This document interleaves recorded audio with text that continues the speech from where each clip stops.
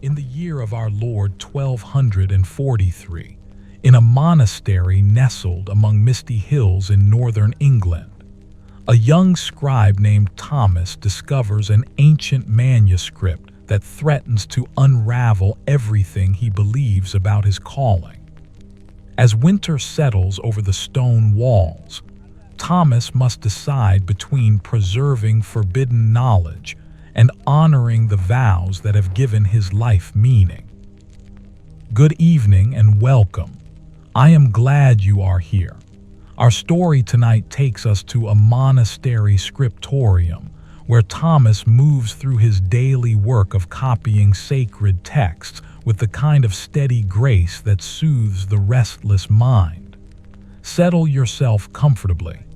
Let this story be a soft place to rest. Thomas, 28 years old, stood at his desk in the pale light of early morning, his ink-stained fingers resting on the vellum before him. The scriptorium was hushed at this hour, that tranquil space between night and the first bells of prime.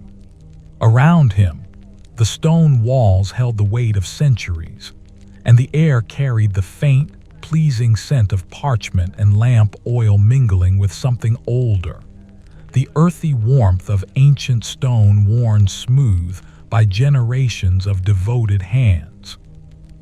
His primary task this morning was to copy a passage from the Psalms, work he had performed countless times before. The movements were familiar, almost meditative. His ink-stained fingers knew the shape of every letter, the precise angle of every stroke. Outside the narrow window, frost still clung to the herbs in the monastery garden, and somewhere in the distance, he could hear the soft crunch of Brother Anselm's footsteps on the frozen path toward the well. Thomas had entered the monastery as a boy of 14, when his hands were still smooth and his letters uncertain. Now, at 28 years old, his fingers bore the permanent stains of devotion. The calluses on his joints had grown familiar to him, almost comforting in their evidence of faithful labor. His dark hair, streaked now with threads of premature gray, was cut in the severe manner of his order, and his gaunt face bore the patient expression of one who had learned to find contentment in repetition. He dipped his quill into the small ceramic vessel of ink, a rich black made from oak galls and iron that the monastery's herb master prepared with the same care a physician might use in mixing medicine. The first word formed beneath his careful attention, blessed. The letter B emerged with its familiar curves, precise and lovely. Around him, the morning deepened toward the lighter hours. Brother Cuthbert would arrive soon to begin his own copying at the desk opposite, and Brother Oswin would settle at the far end with his work of illumination, his brushes loaded with gold leaf and crushed lapis lazuli. But this morning, Thomas was alone with his vellum, his ink, and the gentle rhythm of his work. The warmth from the small oil lamp beside his desk created a cocoon of comfort. He could feel its mild heat on the right side of his face, and the flickering light cast dancing shadows across the manuscript before him. It was the kind of morning that made the monastery feel less like a place of austere discipline and more like a sanctuary, a word that carried weight in his chest, for that is precisely what it had been to him since childhood. His habitual hum began without his consciously deciding to start it. Thomas had hummed plain chant melodies while working since his earliest days as an apprentice scribe, and the sound seemed to him as natural and necessary as breathing. The melody this morning was the Magnificat, one of the evening offices he had sung hundreds of times in the stone choir. The notes rose softly in the quiet space, barely audible, but comforting in their familiar progression. They created a rhythm that matched his hand's movement: dip, right, lift, turn the page. Dip, right, lift, turn. The work and the song became one. By the time Brother Cuthbert arrived, Thomas had completed 3 pages, each letter formed with the same precision as the last. His back was beginning to ache slightly, the familiar, almost pleasant soreness that came from sitting hunched over his desk. But his mind had settled into that state of peaceful focus that was the closest thing he knew to prayer outside the choir. This, too, was a form of devotion. Brother Anselm, the master of the Scriptorium, had told him so many times. Every letter copied faithfully was a prayer offered to God as surely as any words sung aloud. The frost had begun to melt from the window. Thomas could see small rivulets of water catching the morning light, and the sound of the monastery was beginning to wake fully. Distant voices calling across the courtyard, the rhythmic sound of Brother Martin chopping wood near the kitchens, the ever-present bells marking time like the steady heartbeat of their ordered world. And yet, in the Scriptorium itself, there remained a pocket of profound stillness, a place where time seemed to move at the pace of ink drying on vellum. Thomas set down his quill carefully in its holder and stretched his fingers, watching the play of light across his work-reddened hands. The vellum before him was perfect, not a single blot, not an errant mark. The text was ready to be set aside to dry before the next scribe would begin the careful work of illuminating the capital letters. He allowed himself a small, quiet satisfaction at this, not pride, which was a sin, but rather the simple contentment of work well done. Hours had passed in what felt like mere moments, and the bell for the mid-morning office was beginning to sound across the courtyard. Thomas rose from his desk, smoothing his dark wool robes, his movements unhurried and measured.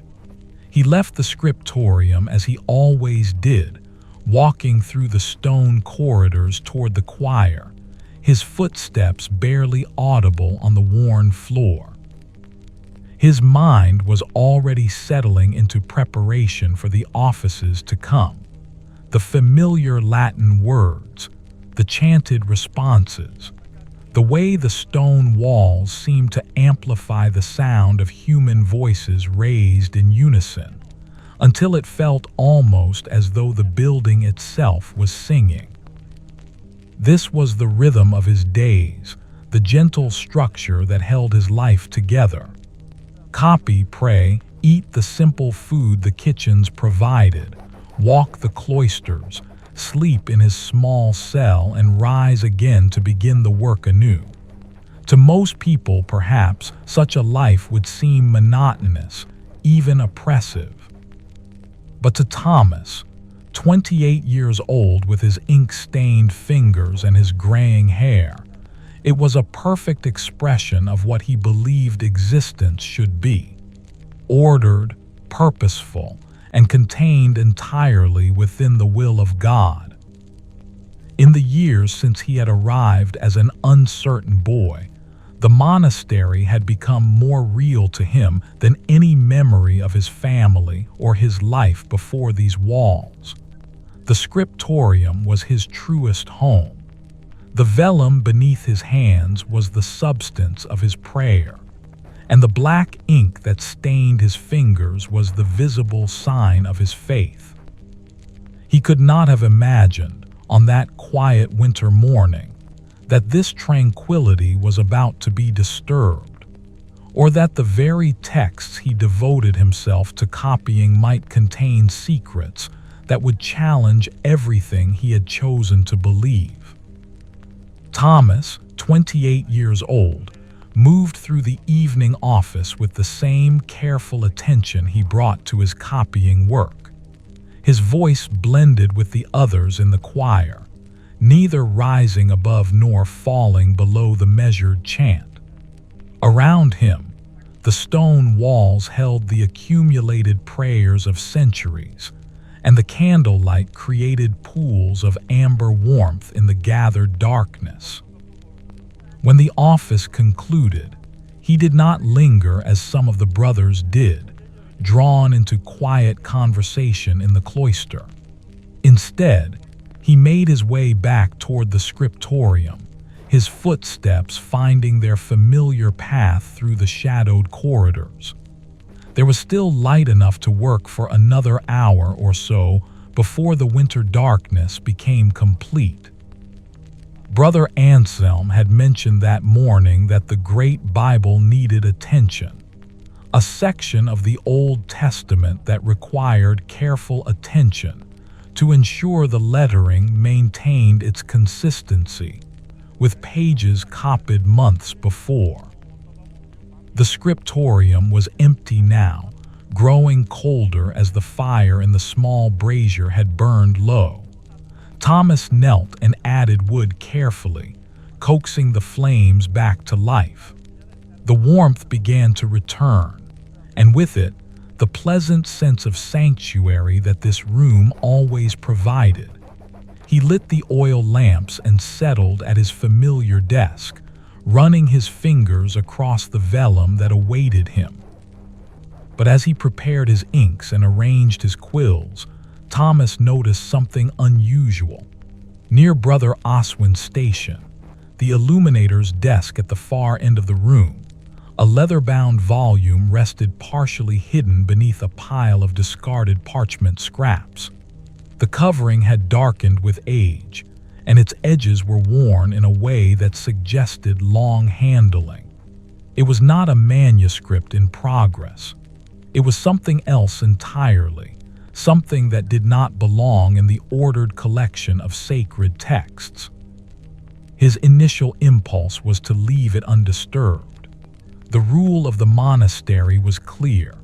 One attended to one's own work and did not concern oneself with matters beyond one's station. And yet, something in him, perhaps the same quality that made him notice when a single letter fell slightly outside the precise alignment of its fellows, drew him to examine the volume more closely. The candlelight flickered across its surface as he lifted it carefully, noting the weight of it, the quality of its binding. When he opened it, he found not the Latin of the church offices or the Gospels he was accustomed to copying. The text was in a language he recognized but did not often encounter, Greek, and the words, as his eyes moved slowly across the page, began to form meaning in his mind, words about the nature of Christ, about interpretations of Scripture that diverged from the teachings he had heard from his abbot's lips since boyhood. Thomas, 28 years old, stood motionless in the gathering darkness, his ink-stained fingers trembling slightly as they held the book. The warmth from the brazier seemed suddenly distant, though the room had not grown cold. Outside, the winter evening was settling into night, and the sounds of the monastery were fading toward silence. Here, in this place of quiet devotion, he had encountered something that the rules of his world suggested should not exist. His first instinct was to close the book and return it to its hiding place. His second was to carry it to Brother Anselm and confess its presence. But some deeper part of him, the part that had spent 14 years perfecting the art of reading meaning from marks on a page, wanted to understand what he held in his hands. He settled into his chair and with great care began to read. The text was a commentary on the Gospels, written in a precise, educated hand, by an author who identified himself only as a servant of truth.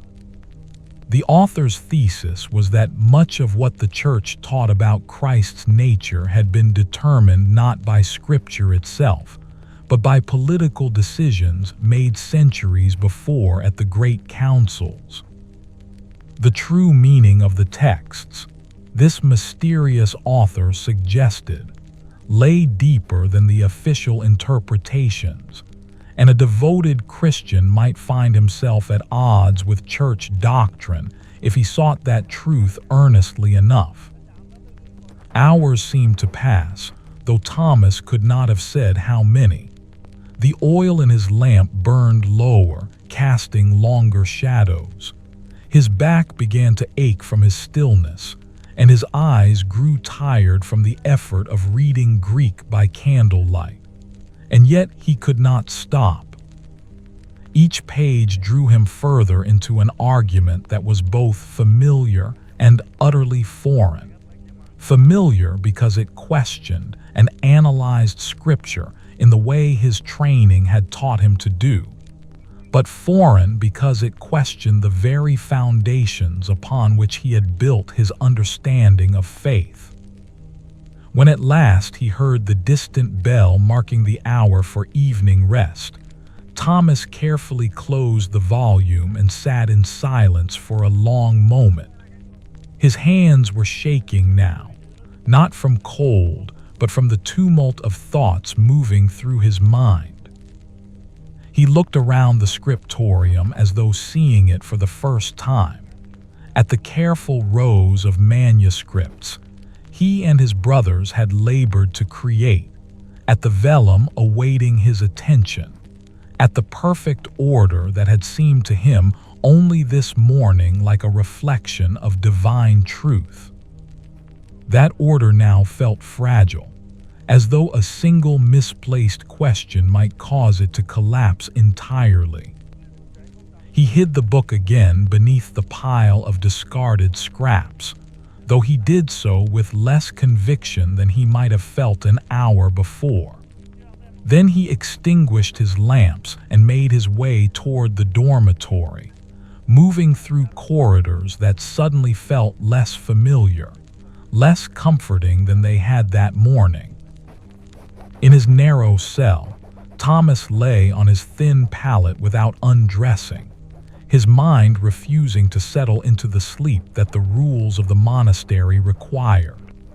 Around him, he could hear the soft breathing of the brothers in adjacent cells, the distant sound of wind moving across the stone walls, the occasional creak of the ancient building as it settled into the night.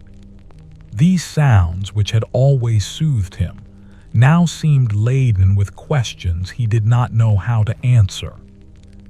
The manuscript he had discovered did not belong in the monastery. That much was certain. Someone had hidden it carefully, someone who understood the risks of keeping such a text, and yet it had been preserved, kept safe through years or perhaps decades, maintained with the same careful attention the brothers devoted to their sacred texts. Someone had deemed it worth preserving at great risk. Thomas, 28 years old, with his ink-stained fingers and his graying hair, lay in the darkness and realized that his careful, ordered world had become infinitely more complicated. The contentment he had felt that morning, copying his psalms with meditative focus, now seemed like something precious that he had lost, though he did not yet understand what he had found in its place. By the time sleep finally came to him in the hours before dawn, his dreams were filled with images of letters rearranging themselves on pages, of meanings shifting like candlelight on stone, of a voice that might have been his own asking questions he had never thought to ask before. The bell for prime rang out across the monastery, calling the brothers to the first office of the day.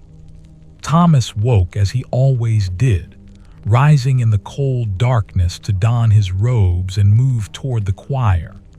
His movements were automatic, the work of muscle and habit rather than conscious intention. The words of the Psalms formed on his lips, but his mind was elsewhere, still in the Scriptorium, still holding that dark leather book, still reading those troubling Greek words. When the office concluded and the brothers dispersed to their assigned tasks, Thomas made his way not toward the Scriptorium, but toward the kitchens, where he knew Brother Martin would be beginning the day's work. He needed time to think, time to order his thoughts before he returned to that place where so much of his life had unfolded. The kitchen was warm, filled with the comforting scent of bread beginning to bake in the large oven. Brother Martin, his thick hands working the dough with practiced efficiency, greeted Thomas with a nod but did not interrupt his work. Thomas settled on a low stool near the warmth, ostensibly to help with the preparation of the morning meal, and let the familiar rhythms of the kitchen work their way into his troubled mind. There was something deeply soothing in watching Brother Martin work. The older man moved with the same careful attention Thomas brought to his copying, measuring the flour with precision, knowing by feel and experience exactly when the dough had been worked enough. His hands, calloused and marked by decades of heat and flour, moved through their tasks with a sureness that suggested absolute confidence in his purpose. "You are restless this morning," Brother Martin observed, without looking away from his work. The older man had a gift for reading people the way Thomas read texts, perceiving meaning in small gestures and silences. "I did not sleep well," Thomas answered, which was true enough. "My mind was occupied." Brother Martin nodded slowly, his large hands continuing their steady work. "The mind can be a restless companion," he said, "especially in winter when the darkness is so complete. Sometimes I find that work helps to settle it. The hands know what the mind has forgotten." Thomas watched as Brother Martin shaped the dough, dividing it into portions for the day's bread. There was something almost meditative in the motion, the way the man's fingers found the exact point where the dough should be divided, the ease with which he created perfect rounds. It was the work of long practice, yes, but it was also something more. It was prayer made manifest in the physical world, the body's own devotion expressing itself through the work of the hands. "Do you never wonder?" Thomas found himself asking, then immediately regretted the question. It was the sort of thing that should not be asked, a hint of the very restlessness that the monastic rule sought to suppress. But Brother Martin, 70 years old if he was a day, simply smiled, a small, knowing expression that suggested the older man had asked himself similar questions in his youth. "Wonder about what?" he asked mildly. "About whether," Thomas paused, searching for words that would not sound like heresy. "About whether our understanding of things is truly as certain as we believe it to be." The old baker's hands continued their work as he considered the question. Outside, the winter morning was beginning to lighten, and the first of the other brothers were arriving, drawn by the warmth and the promise of fresh bread. But for a moment, Brother Martin gave Thomas his full attention. "I have learned," the old man said carefully, "that the more certain we become, the less we truly see. Bread teaches this lesson every day. I can shape the dough with perfect precision, follow every rule exactly as I have been taught, and yet sometimes the bread will rise in unexpected ways. It will develop a crust of unexpected color. The flavor will be subtly different from the batch I made the day before, though I used identical ingredients and followed identical methods. And I have learned that these variations are not failures. They are simply the bread becoming what it needs to become. He paused to place his shaped loaves on the long wooden paddle that would carry them to the oven. So I make my bread as carefully as I can, following the knowledge passed down to me. And I trust that the work itself, done with devotion, is enough. The outcomes rest in larger hands than mine. Thomas considered these words as Brother Martin slid the bread into the oven, his weathered face glowing briefly in the heat.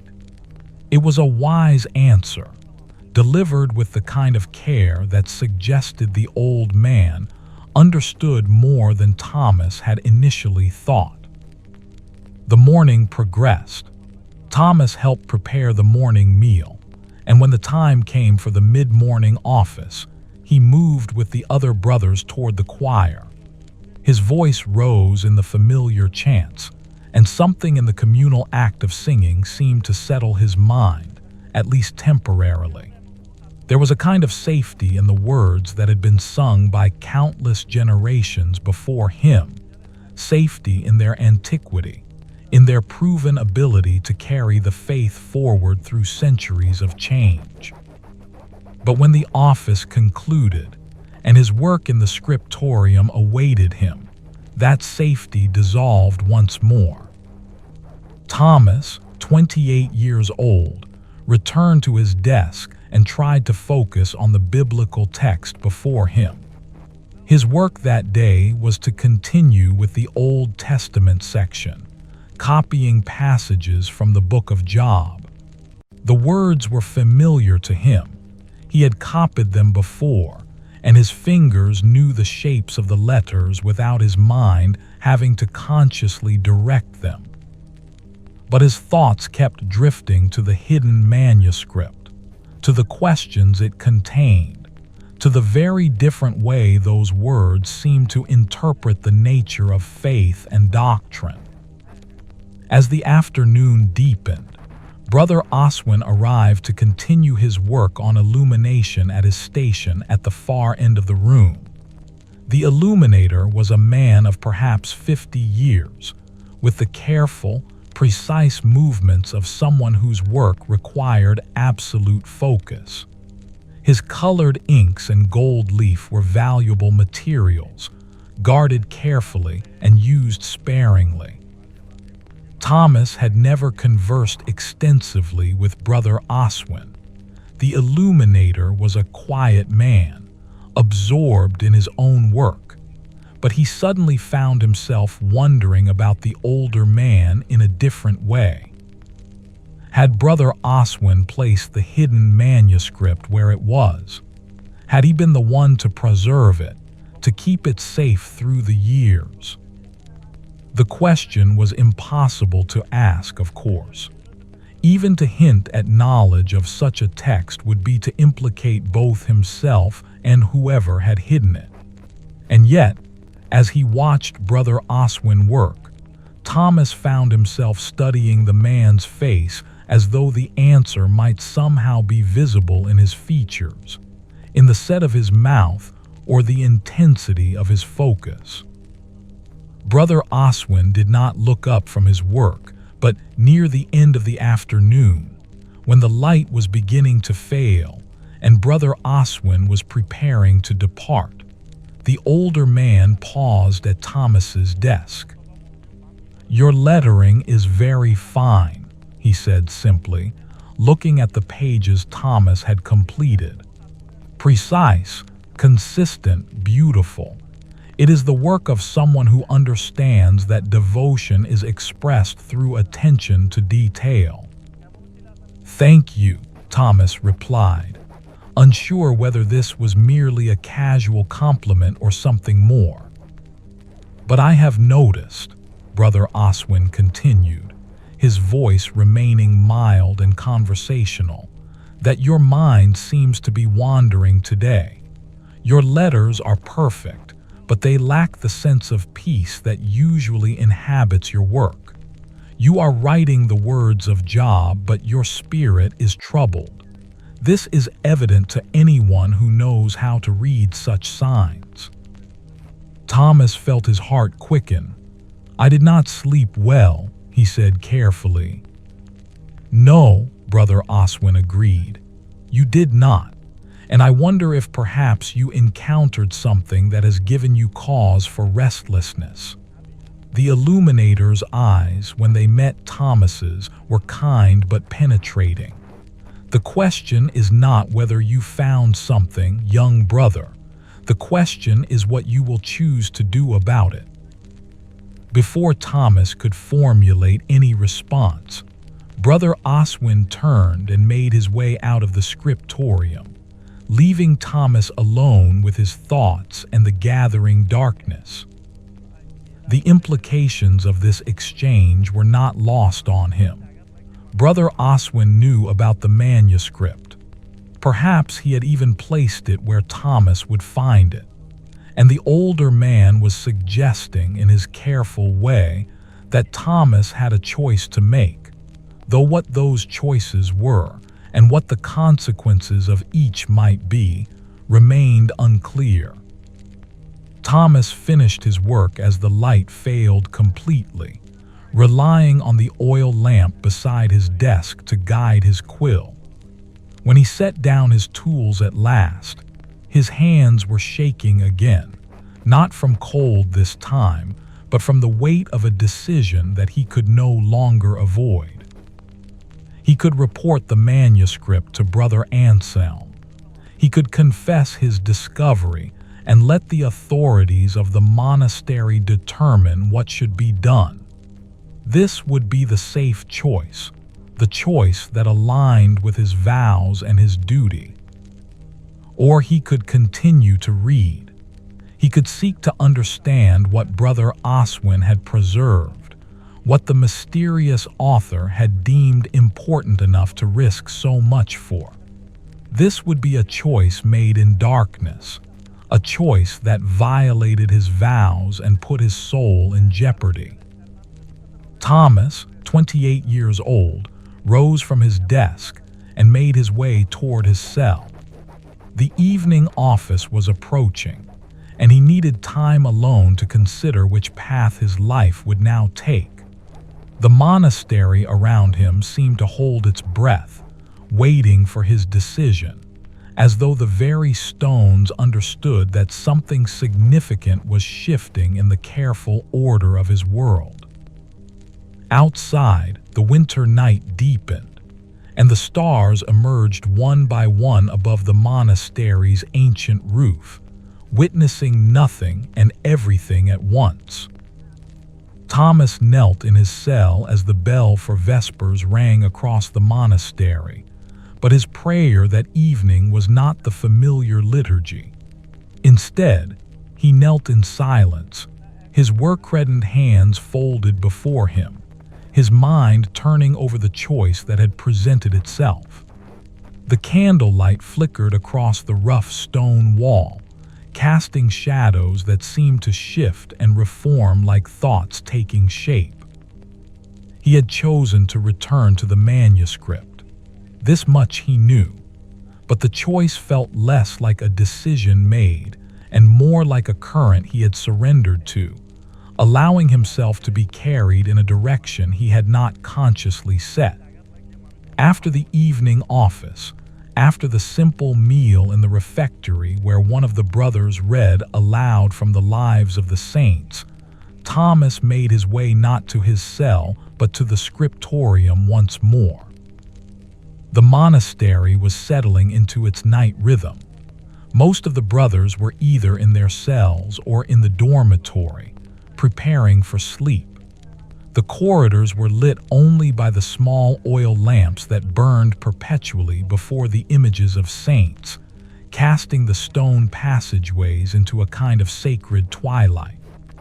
Thomas moved through them carefully, his footsteps barely audible, conscious of how any unusual activity in the monastery was eventually noted and remarked upon. The scriptorium was bitterly cold, and he spent several minutes coaxing the brazier back to life. His breath came in small clouds of vapor as he worked, and his fingers were stiff with cold by the time the warmth began to return. He lit only a single lamp enough to see by, but not so much as to be obviously visible from the corridor should anyone pass.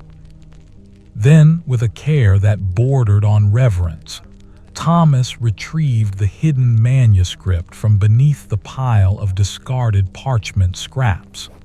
He settled into his chair and opened it once more to the page where he had left off the night before. The author's argument began to deepen as Thomas read further into the text. The mysterious commentator was not simply suggesting that church doctrine had been formed through political compromise. Rather, he was arguing that an honest reading of the earliest Christian texts, the letters of Paul, the accounts of the Gospels themselves, revealed a faith that was far more fluid, far more open to interpretation than the rigid framework the medieval church had constructed. The author suggested that a thinking Christian should not fear to examine these texts independently, to wrestle with their meaning, to hold the official teachings in tension with one's own careful reading. It was exactly the kind of dangerous thinking that the monastery taught him to suspect. And yet, as Thomas read, he found that the arguments were not presented with arrogance or certainty. The author seemed genuinely uncertain in many passages, genuinely struggling with the implications of his own conclusions. This was not heresy presented with swagger. This was faith being examined with a kind of tender care, as though the author was trying to hold something infinitely precious while simultaneously submitting it to scrutiny. Hours passed. Thomas's candle burned lower and the cold seeped back into the scriptorium, but he did not stop reading. Around midnight, as the monastery deepened into its most profound silence, he heard the soft sound of footsteps in the corridor. His heart seized, and he quickly closed the manuscript and sat very still, hardly daring to breathe. The footsteps paused outside the scriptorium door, and for a moment Thomas was certain he would be discovered. But then they resumed their slow progress down the corridor, and he heard the distant sound of a door opening. Brother Oswin's cell, he realized. The illuminator, like Thomas, was not sleeping. When the silence had fully returned, Thomas rose and made his way toward Brother Oswin's cell. It was an act of extraordinary boldness, violating the strict privacy of the brother's personal spaces, but something in him had shifted during his reading. The questions he had encountered on those pages seemed to demand answers that could not be found alone in the darkness. He knocked softly on Brother Oswin's door. The response came almost immediately, as though the older man had been expecting the knock. "Come," Brother Oswin said quietly. The illuminator's cell was identical to Thomas's own, a narrow space with a pallet, a small table, a single window that looked out onto the cloister. But where Thomas's walls were bare except for a small image of the crucifixion, Brother Oswin's cell contained several books, their spines worn from handling. The older man was sitting on his pallet, a candle burning before him, and he gestured for Thomas to enter and close the door. "You are reading," Brother Oswin said. It was not a question. Yes, Thomas admitted. There seemed no point in pretending otherwise.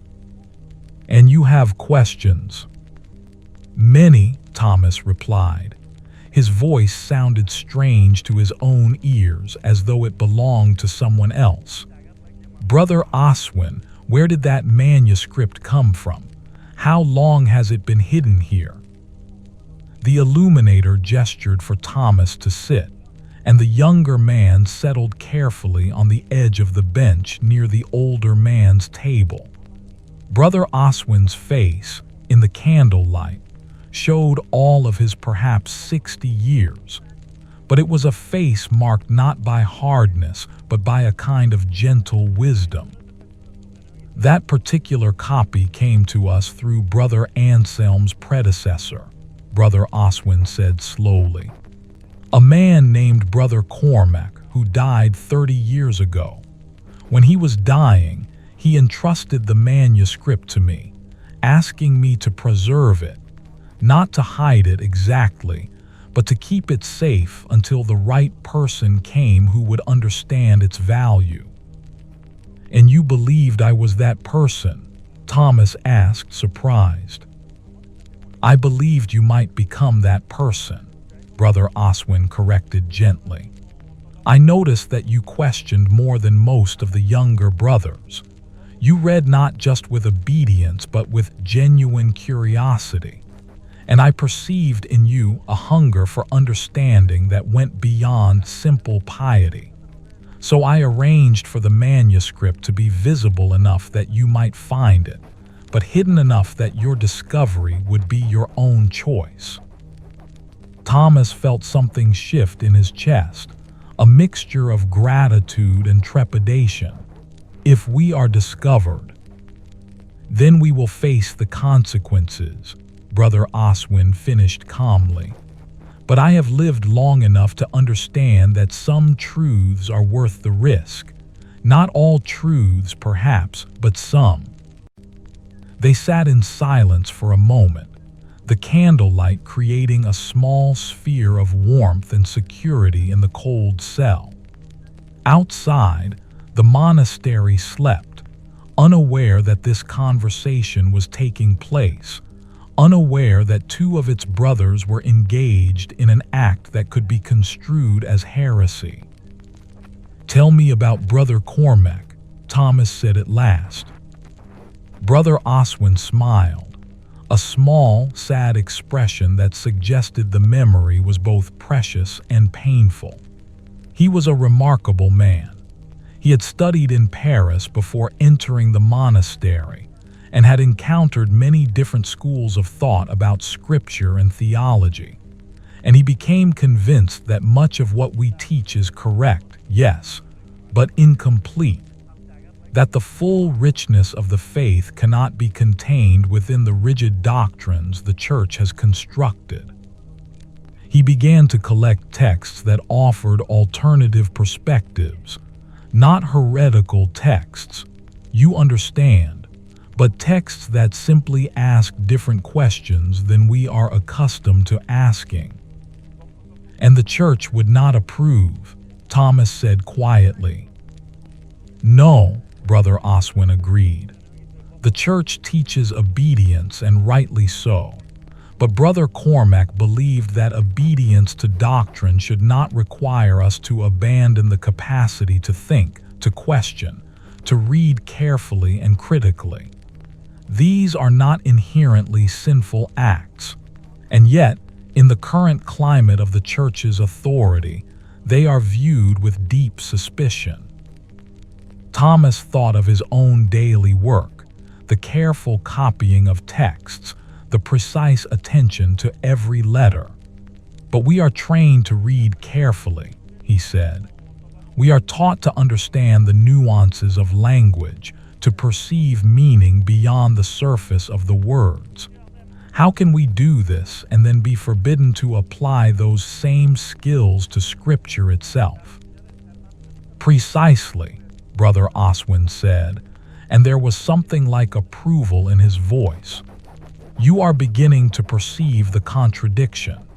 This is the beginning of wisdom, I think, to notice when we are being asked to do and not do the same thing simultaneously. They talked through much of the night, their conversation ranging across questions that Thomas had scarcely dared to articulate even to himself. Brother Oswin did not offer answers so much as he offered frameworks for understanding, ways of holding complexity without demanding that it resolve into simple certainty. He spoke of other scholars, other thinkers who were wrestling with similar questions in different parts of Christendom. He described the slow evolution of doctrine over centuries, how beliefs that were once condemned as heresy had eventually become accepted teaching, how the Church itself had changed across time even as it claimed eternal, unchanging authority.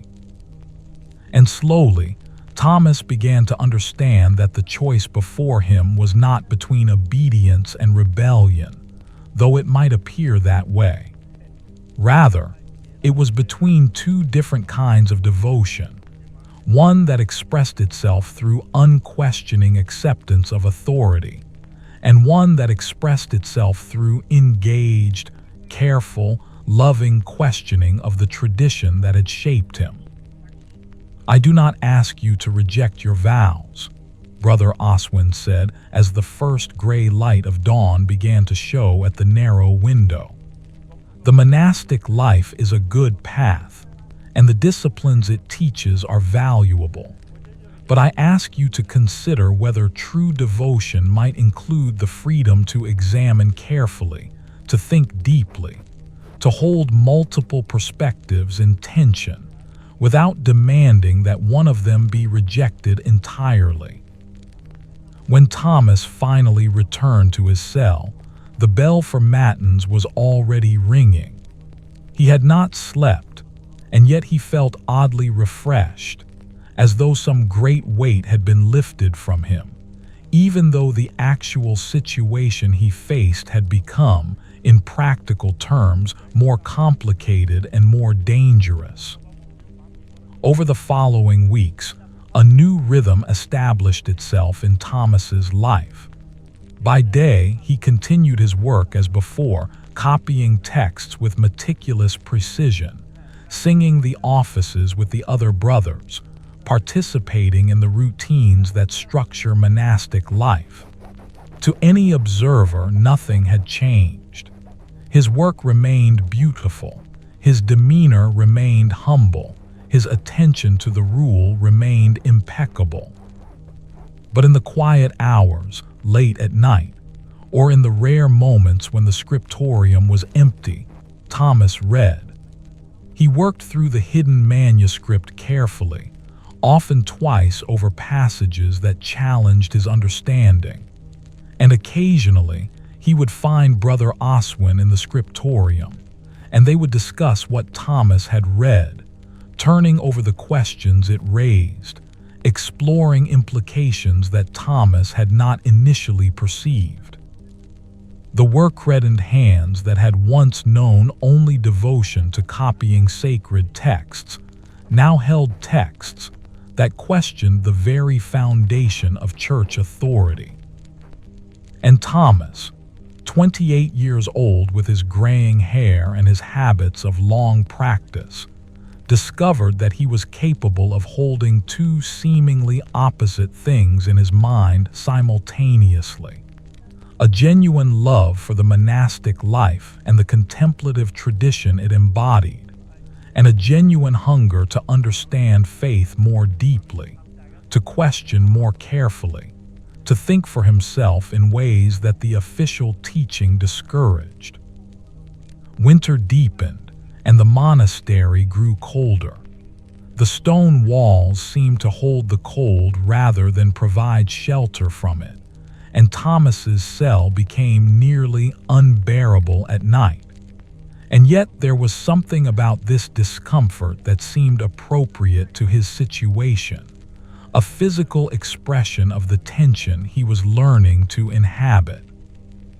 One afternoon in early January, as the weak winter sun cast long shadows across the cloister, Brother Anselm summoned Thomas to his private study. The master of the Scriptorium was a man of perhaps 60, stern but not unkind, and Thomas felt his heart quicken as he made his way to the older man's chamber. Has their secret been discovered? Has someone reported unusual activity in the Scriptorium? But Brother Anselm greeted him warmly and gestured for him to sit. "Your work has been exemplary," the master said. "In fact, I have been considering whether it might be appropriate for you to begin taking on some of the more significant copying tasks, the decorated manuscripts, the works that require not just technical skill, but a kind of artistic sensibility." Thomas felt a mixture of emotions at this news. It was an honor, the kind of advancement he would have welcomed without reservation months before. "I am honored," he said carefully. "There is one project in particular that I have been contemplating," Brother Anselm continued. "We have several older manuscripts that require careful restoration and copying. They are valuable texts, some quite ancient, and the work would require someone with both great skill and great care. I believe you might be the one to undertake this task." "I would be grateful for the opportunity," Thomas said, and this was true. But he was also aware, with a kind of unsettling clarity, that Brother Anselm might be testing him, might be watching to see how he would respond to increased responsibility and access to the monastery's oldest and most valuable texts. Over the following weeks, Thomas was introduced to a collection of manuscripts that few of the brothers were permitted to handle. They were housed in a locked cabinet in the back of the Scriptorium, and Brother Anselm gave him access with explicit instructions about the care required in handling vellum that was centuries old, inks that had faded with time, bindings that might crumble if handled carelessly. As Thomas worked with these ancient texts, he began to perceive something that his earlier reading had only hinted at: the long history of textual variation, of scribes who had made small changes to the texts they were copying, of different versions of the same books existing in different parts of Christendom, of layers of interpretation and reinterpretation accumulated across centuries. The texts themselves bore witness to the human element in the transmission of Scripture, a reality that the official teaching seemed to minimize or ignore entirely. And Thomas realized that Brother Oswin and Brother Cormac before him were not suggesting anything revolutionary. They were simply asking him to see what was already evident in the texts themselves, if one looked carefully enough. The Scripture was not a static thing, handed down unchanged from the apostles. It was a living text, shaped by human hands and human understanding, evolving as the Church evolved, carrying within it the marks of countless decisions made by imperfect people trying to preserve and transmit what they believe to be sacred. One evening in late January, as Thomas was carefully repairing a damaged section of a gospel manuscript, he became aware of someone watching him work. He looked up to find Brother Anselm standing nearby, observing him with an expression that was difficult to read. "You have developed a deep relationship with these texts," Brother Anselm said quietly. "I have tried to approach them with the reverence they deserve," Thomas replied carefully. "Yes," the master of the Scriptorium, agreed. "I can see that, but I wonder if perhaps you are seeing something in them that goes beyond the simple preservation of sacred words." Thomas's hand stilled over the manuscript. This was the moment he had been dreading and expecting in equal measure. He looked up to meet Brother Anselm's eyes. "I am seeing," he said slowly, "that the texts are more complex than we sometimes acknowledge, that they contain within them evidence of their own development and revision, that they are not simple, unchanging instruments of absolute truth." Brother Anselm was quiet for a long moment. Then he pulled a stool over and sat beside Thomas, his movement suggesting this would not be a brief conversation. "I want to tell you a story," the older man said at last. "Many years ago, when I was perhaps your age, I discovered a manuscript in this very collection. It was a commentary, not an official one approved by the church, but a personal reflection by a scholar I now understand to be quite brilliant. The commentary raised questions about the nature of Scripture that disturbed me greatly, and I did what I thought was my duty. I brought the matter to the abbot of that time, and I confessed my confusion." Thomas felt his heart quicken with apprehension. "The abbot," Brother Anselm continued, "listened to me very carefully, and then he told me something I have never forgotten. He said, 'Brother, the church teaches truth, but the church is not the only place where truth resides. A thinking man will find himself in tension sometimes between what the church teaches and what his own careful reading seems to suggest. This tension is not sinful. It is the mark of a mind that is engaged with important matters.'" "What did he do with the manuscript?" Thomas asked. "He told me to return it to its hiding place," Brother Anselm said. "He told me that there were certain books that the church would not officially acknowledge, but that might still be preserved by those who understood their value. He told me that my vow of obedience was to the monastic rule and to the liturgy of the church, not necessarily to every single interpretation of Scripture that the church hierarchy happened to advocate at any particular moment." Thomas felt something like relief wash through him, though he remained cautious. "Are you suggesting—" "I am suggesting," Brother Anselm interrupted gently, "that I have long suspected the presence of certain manuscripts in this Scriptorium, and I have chosen not to inquire too closely about them, trusting that those who preserve them do so out of genuine devotion to truth, not out of rebellion against the church. I am suggesting that Brother Oswin, whom I have known for nearly 30 years, is a good and holy man whose piety is expressed through careful thinking as well as careful copying. And I am suggesting that you, Thomas, might be following a path that leads not away from faith, but toward a deeper, more complex, more honest expression of faith." Thomas, 28 years old, felt tears beginning to form in his eyes. He had been so certain that discovery would mean condemnation, that his new hunger for understanding would be treated as a spiritual sickness requiring cure. "But there are boundaries," Brother Anselm continued, and his tone was firm. "We exist within the church, and the church has real authority and real wisdom. We do not openly challenge church teaching. We do not distribute forbidden texts or advocate for views that contradict official doctrine. We preserve knowledge quietly, we think carefully, we maintain our vows faithfully.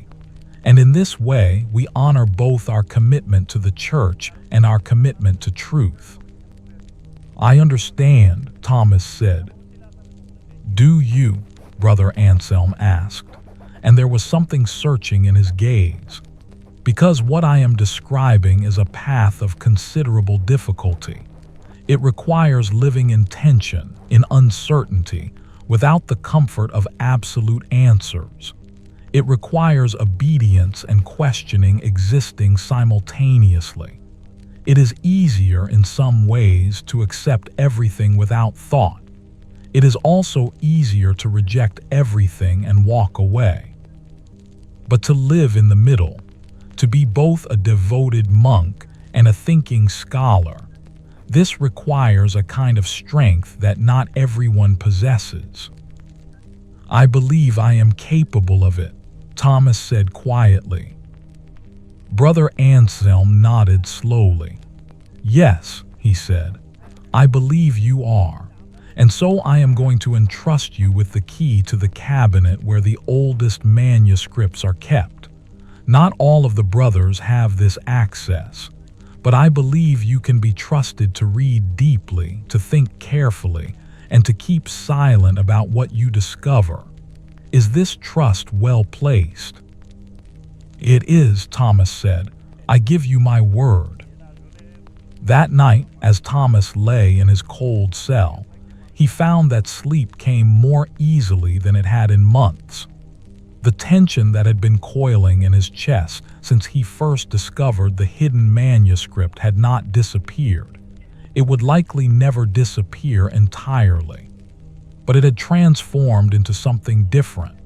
Not a painful contradiction, but a creative tension.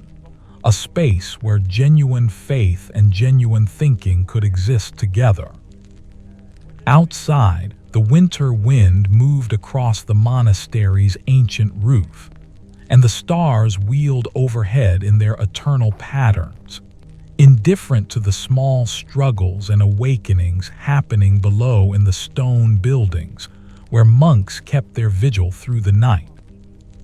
The winter deepened, and with it came a strange sense of peace to Thomas's daily life. The contradiction that had seemed so impossible to reconcile, the need to obey the Church's teachings while also maintaining the freedom to think critically about them, had resolved not into a simple answer, but into a sustainable rhythm. It was like learning to breathe in a way that accommodated both lungs, a balance that required constant, gentle adjustment, but which, once achieved, felt almost natural. By day, Thomas continued his work in the Scriptorium with the same meticulous care he had always brought to it. His copying was, if anything, even more beautiful now, for he understood with new depth the weight of every letter he formed, the responsibility of preserving texts across generations. Each word he transcribed carried within it centuries of transmission, countless hands that had touched it before his own, meanings that had shifted and evolved as the Church itself had evolved. But in the quieter hours, and the monastery offered more of these than any place in the world beyond its walls, Thomas read. He worked through the hidden manuscript that Brother Oswin had entrusted to him, and he began to explore the other texts that had been preserved in the locked cabinet. There was a copy of an older version of the Gospels, with passages that differed from the accepted Vulgate in ways both subtle and profound.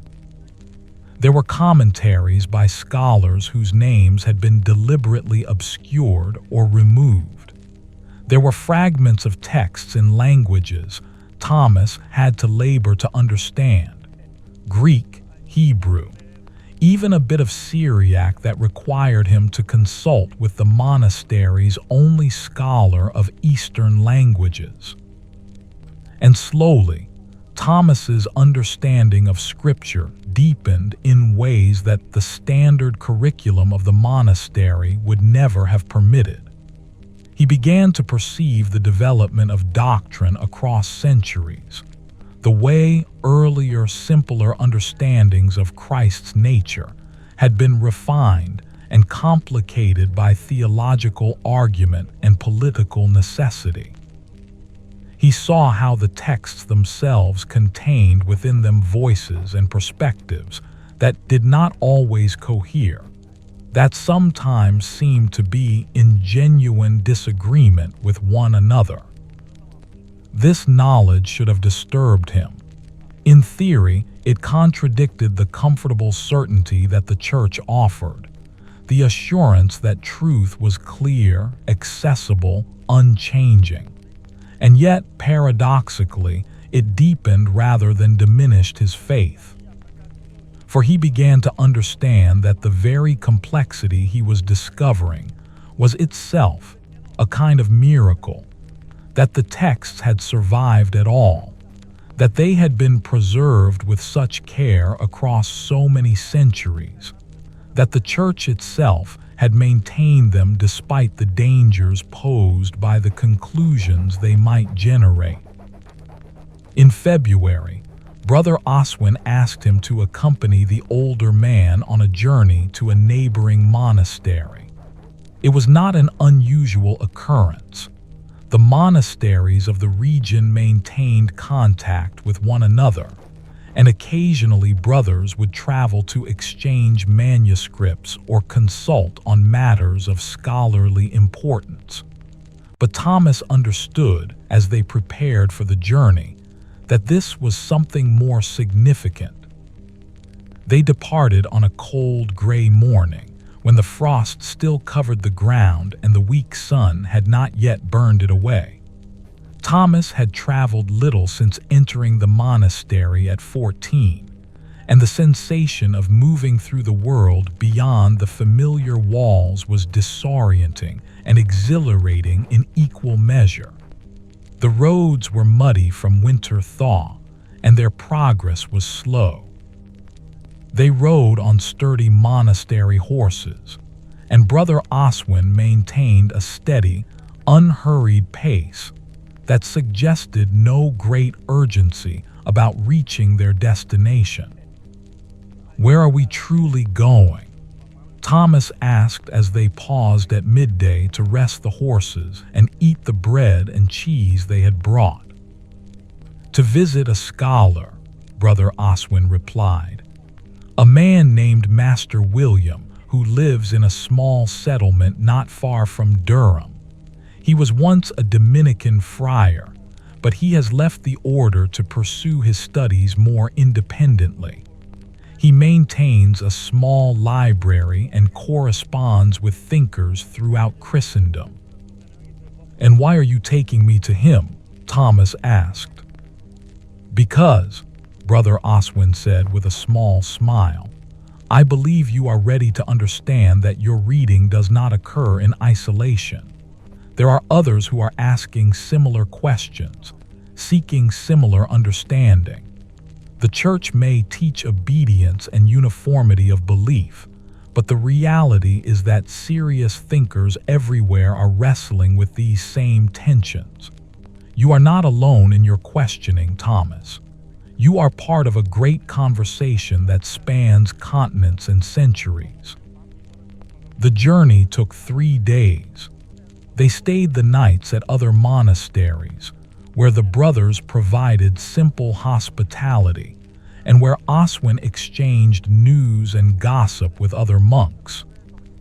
Thomas observed how the older man moved through these encounters, always respectful, always orthodox in his outward expressions, yet somehow subtly communicating with other learned brothers in ways that Thomas could not quite perceive, but which suggested networks of understanding that ran deeper than the official structures of the Church.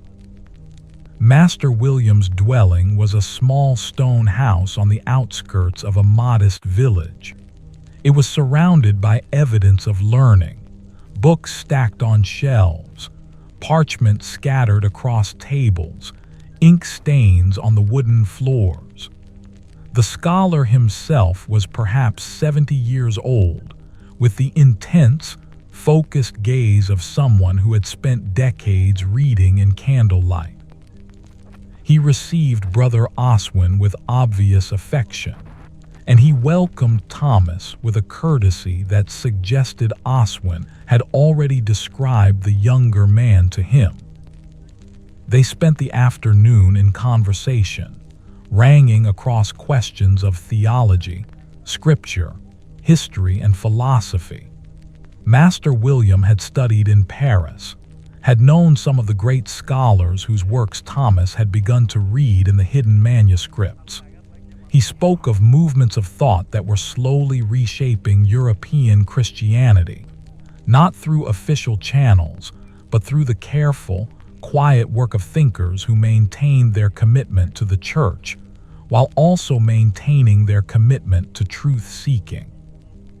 "The Church faces a danger," Master William said as evening approached, and the three of them sat by the warmth of his small fire. "Not from external enemies, but from its own rigidity. It teaches that truth is unchanging, that doctrine settled in the great councils is eternally valid. But the world changes, knowledge grows. And if the Church continues to demand that people suppress their thinking, that they ignore the evidence of careful reading and observation, eventually, the most thoughtful people will be forced to choose between the Church and truth. And then the Church will lose its most valuable members." "What is the answer?" Thomas asked. He was thinking of his own situation, of the delicate balance he had learned to maintain. "There is no single answer," Master William said gently. "But I believe the most faithful path is to remain in conversation, to preserve truth-seeking within the structures of the Church, even when it is uncomfortable, even when it requires silence and discretion, and to trust that eventually the Church itself will catch up to the truth that thinkers have perceived earlier." He showed them his library, a modest collection by the standards of a great monastery, but precious in its contents.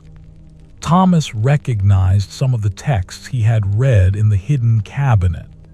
Others were new to him, and Master William pressed several into his hands, insisting that he take them back to the monastery.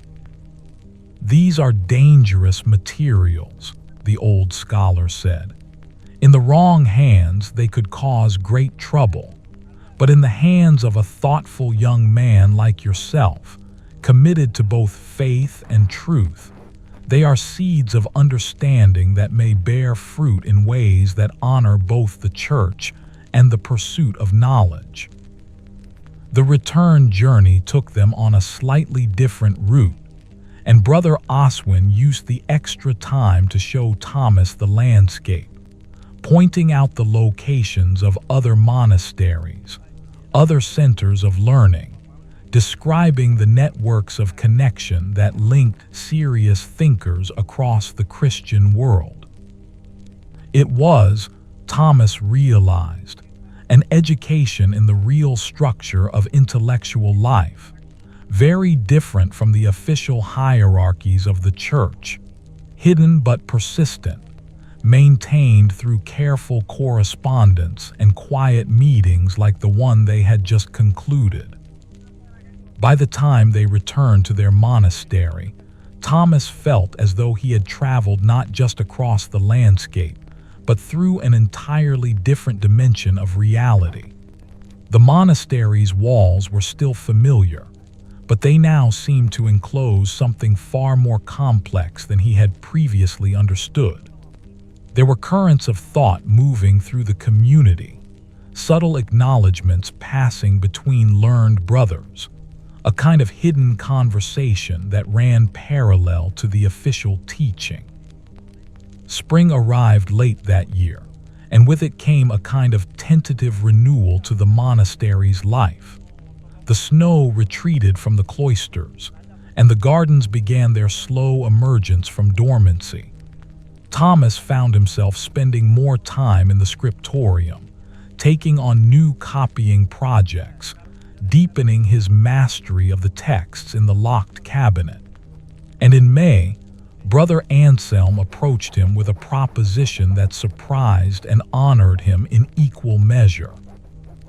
"I am growing older," the master of the Scriptorium said without preamble. "My eyes are not as sharp as they once were, and the strain of detailed work grows more difficult with each passing year. I am considering retiring from my duties within the next few years, and I would like to begin training my successor. I believe that person should be you." Thomas felt the weight of this proposal settle upon him. To become master of the Scriptorium would be to take on responsibility, not just for the quality of the copying work, but for the preservation and protection of all the manuscripts in the monastery's collection, including those that had to be guarded carefully from discovery. "I would be honored," he said slowly, "but I want to be certain I understand what this responsibility would entail." Brother Anselm smiled slightly. "It would entail," he said, "understanding that the work of a scribe is not merely mechanical. It is custodial work. We are guardians of texts that may contain truths that the world is not yet ready to understand, that the Church is not yet ready to acknowledge.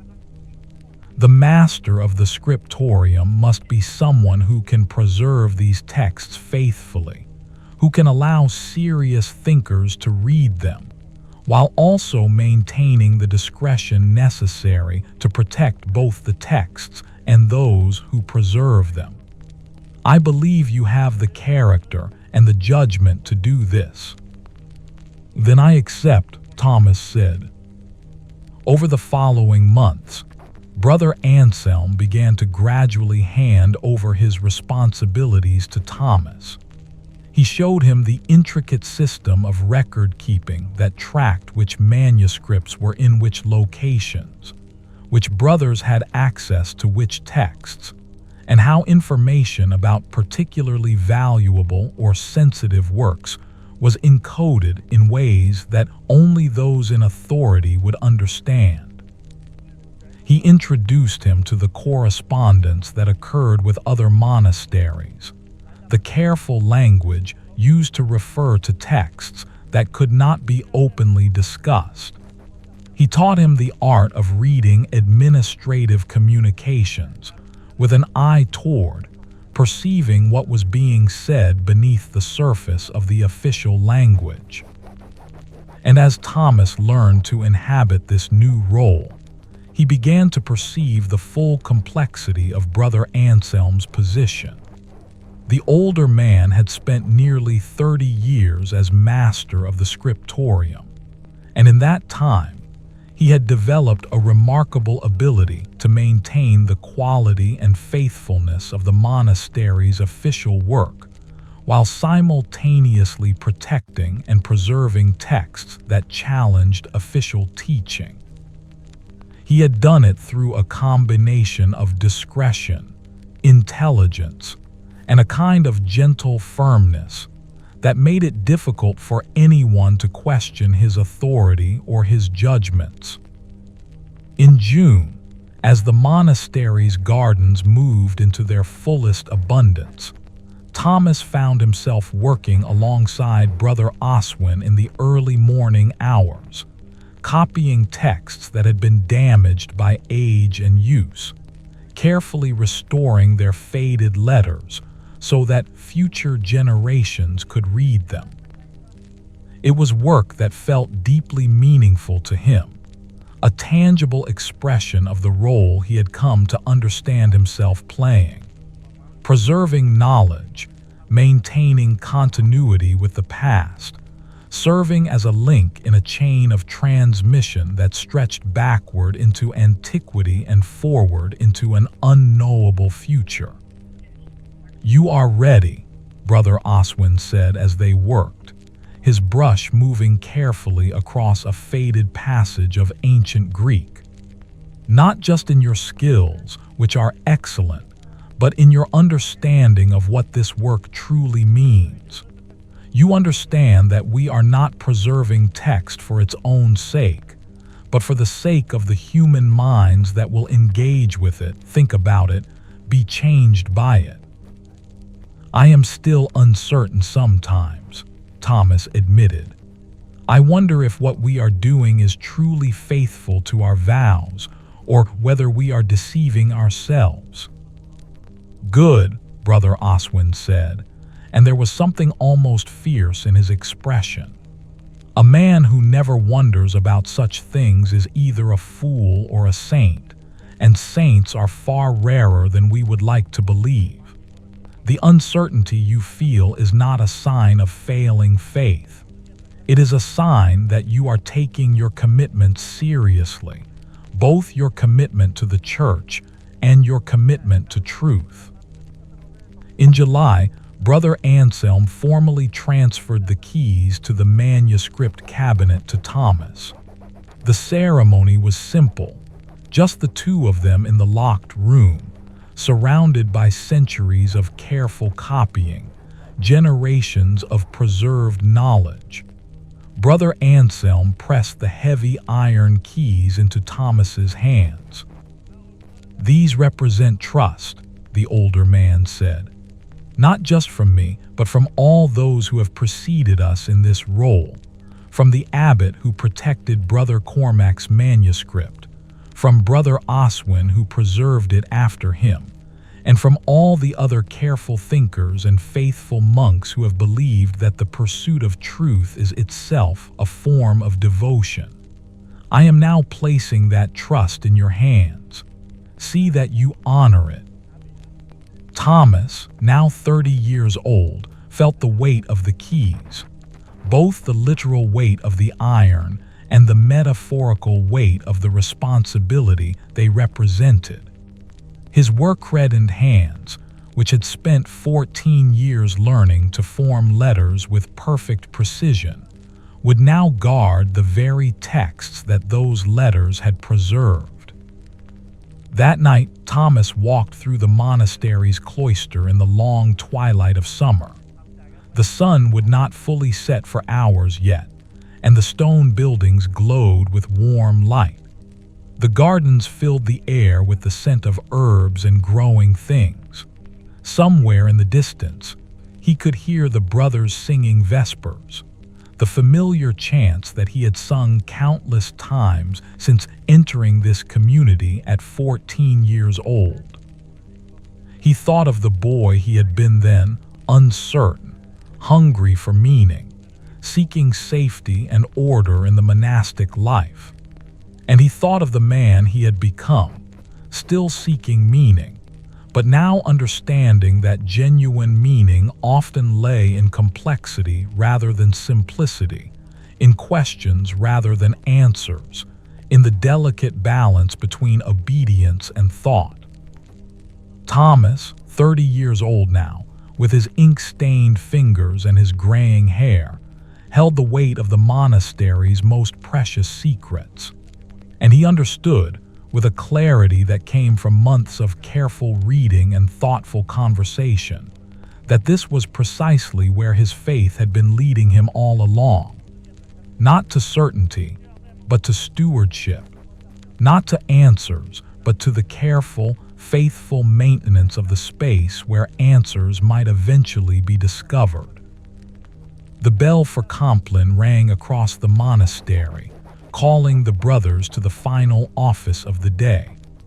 Thomas made his way to the choir with the others, his voice joining theirs in the ancient words, Ave Regina Caelorum, Mater Regis Angelorum. Hail, Queen of Heaven, Mother of the King of Angels. Words that had been sung for centuries by voices that were now dust, by hands that were long turned to earth, by minds that had thought and questioned and struggled just as he was struggling now. As the office concluded and the brothers made their way to the dormitory, Thomas paused at the entrance to the Scriptorium. Inside, in the darkness, the manuscripts waited, precious, dangerous, beautiful.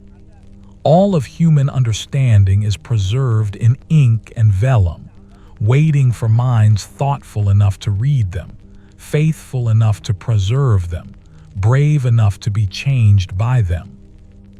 He turned away from the Scriptorium and made his way toward his cell, his small iron keys secure in his hand. Tomorrow he will continue his work, copying, preserving, and thinking. Tomorrow and the day after and all the days to come, until his own hands finally grew too old to hold a quill, and he would pass the keys to someone else, continuing the ancient chain of transmission that connected him to all those who had come before and all those who would come after. The night air was cool and pleasant as it moved across the cloister, carrying the mingled scents of the monastery, stone and herbs and incense, and the subtle aroma of old parchment.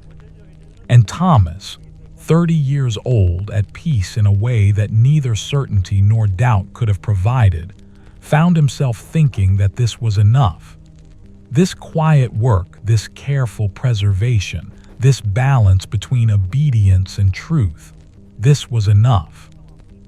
He had come to the monastery seeking rest, and he had found it.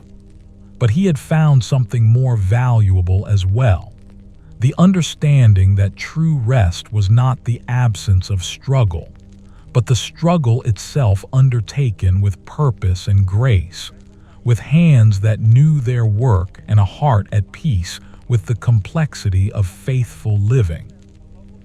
The summer deepened, and the monastery settled into the rhythms of high season. The gardens produced abundantly. The herb beds overflowed with lavender, sage, and thyme. The apple trees laden with small green fruits that would ripen in autumn. The days were long, and the brothers were engaged in the work of preservation, drying herbs, gathering seeds, preparing for the months of scarcity that winter would bring. Thomas found himself moving between two worlds with increasing ease. By day, he was the conscientious scribe, producing beautiful copies of approved texts, managing the daily work of the Scriptorium, training the younger brothers who assisted in the copying work. By night, he was something else, a guardian of knowledge, a custodian of dangerous truths, a participant in a hidden conversation that spanned Christendom. It was a life of constant small adjustments, of learning to wear two different faces while remaining fundamentally himself. And yet it no longer felt like deception. Rather, it felt like a necessary complexity, an acknowledgement that human beings contained multitudes, that loyalty could be expressed in different directions simultaneously without becoming disloyalty to either. In early August, a traveling Dominican friar arrived at the monastery seeking hospitality. Brother Dominic was perhaps 50 years old, with the lean, intense bearing of someone who had devoted his life to the study and teaching of Scripture. He was being sent by his order to inspect various monasteries and report on the quality of their manuscript collections and scholarly work. Thomas felt immediate unease upon the friar's arrival. Dominicans were known for their intellectual rigor, but also for their vigilance regarding heresy. The order had been founded to combat theological error, and its members were trained to perceive subtle deviations from orthodoxy. A friar such as Brother Dominic represented potential danger to everything Thomas and his brothers had worked to preserve. On the friar's first evening, Brother Anselm invited him to tour the Scriptorium. Thomas assisted in the tour, showing the traveling monks examples of their finest work, demonstrating the care they took in their copying, and explaining the organizational system they employed. Brother Dominic asked sharp, intelligent questions about the sources of their texts, about the methods used to verify accuracy, about how they determined which manuscripts to preserve and which to allow to deteriorate. "You have an exceptional collection," the friar said as the tour concluded. "The quality of your work is evident, but I notice you are selective in what you display. Tell me, what other texts do you possess that you did not show me?" Thomas felt his heart quicken, but Brother Anselm answered smoothly. "We maintain," he said, "some older manuscripts that are too fragile for frequent handling. These are primarily biblical texts in their original languages, early church fathers, and historical documents. They are preserved more for their antiquity than for their current utility. We felt it best not to handle them unnecessarily during the tour." "I should like to examine them nonetheless," Brother Dominic said, and there was something in his tone that suggested this was not a casual request. Brother Anselm exchanged a glance with Thomas. "Of course," he said, "though I should mention that some of these texts are quite old and require careful handling. We have developed very specific protocols for their preservation." What happened next was a remarkable display of authority and tact. Brother Anselm led the Dominican to the locked cabinet, opened it with ceremony, and began to show him texts one by one. But as he did so, he provided extensive commentary on each manuscript, its provenance, its historical significance, its relationship to official church teaching. He situated each potentially problematic text within a context that made it seem like a historical artifact worthy of preservation, rather than a dangerous challenge to orthodoxy. When they reached the hidden manuscript that had begun Thomas's journey into deeper understanding, Brother Anselm paused. "This," he said, "is a commentary on the Gospels, written by a scholar in the 12th century. The author attempts to reconcile certain apparent contradictions in the Gospel accounts through careful textual analysis. His conclusions are not always aligned with the official teaching of the Church, but the work itself demonstrates a genuine attempt to understand Scripture more deeply. We preserve it as a historical document, and also because we believe that serious scholars benefit from understanding how thoughtful people have wrestled with these questions across the centuries." Brother Dominic examined the manuscript with evident interest, reading passages carefully, asking questions about the author's methodology. And slowly, Thomas realized that the friar was not looking for heresy in the crude sense. He was looking for intellectual dishonesty, for arguments that were poorly reasoned or obviously malicious. The hidden manuscript, approached on its own intellectual merits, could withstand scrutiny. The author was clearly learned, clearly devout, clearly struggling with genuine theological problems rather than simply rejecting church authority out of pride or malice. "This is valuable," Brother Dominic said at last. "It shows how a thoughtful Christian might reach conclusions that appear to diverge from official teaching while remaining genuinely committed to faith. This is actually helpful for those of us in the Dominican order, because we are often engaged in refuting such positions. To see how they develop, to understand the reasoning behind them, this is instructive."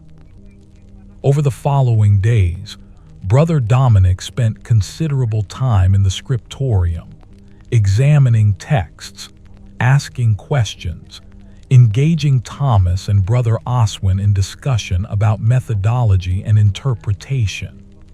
And gradually, Thomas came to understand that the friar was not an enemy so much as a colleague, someone engaged in similar work from a slightly different angle, someone committed to truth even when truth was complex and troubling. On the evening before the friar's departure, he asked to speak with Thomas privately. They walked together in the cloister, and Brother Dominic was quiet for a long time before speaking. "You are a remarkable scribe," he said at last. "Your work shows not just technical skill, but genuine understanding of what you are copying. I suspect you read more deeply than your official duties require." "I attempt to understand the texts I preserve," Thomas replied carefully. "Good," the friar said, "because the church needs thinkers like you, men committed to both faith and genuine intellectual rigor. We live in a time of great change in Christendom. The scholastic methods we have developed are opening up new ways of thinking about theology. And yet there is also fear of ideas that seem to challenge the foundations of doctrine. The tension between these two impulses is where the real work happens." "What do you mean?" Thomas asked. "I mean," Brother Dominic said, "that the most dangerous heresy is not the careful thinking of someone like your Brother Oswin. The most dangerous heresy is the unreflective acceptance of authority without understanding, the belief that one can be faithful without thinking. This eventually leads to people rejecting the church entirely when they finally encounter ideas that challenge their unexamined assumptions. But someone who has learned to think carefully, who understands the complexity of doctrine, who has wrestled with difficult questions, such a person is more likely to remain faithful even when the church's teaching seems inadequate or unclear." They walked in silence, and Thomas began to perceive something he had not fully grasped before, that Brother Dominic's visit had not been a threat but an opportunity. By standing up to the friar's scrutiny, by openly discussing the manuscripts they preserved, by demonstrating their genuine commitment to both faith and truth, they had secured something valuable. Brother Dominic would carry word of them back to his order, not as heretics, but as serious scholars engaged in legitimate intellectual work. "Guard what you preserve," Brother Dominic said as they paused near the gate. "But do not preserve it in shame or fear. Preserve it as the treasure it is. The church may not always recognize its value, but someday it will." After the friar departed, a kind of peace settled over the monastery.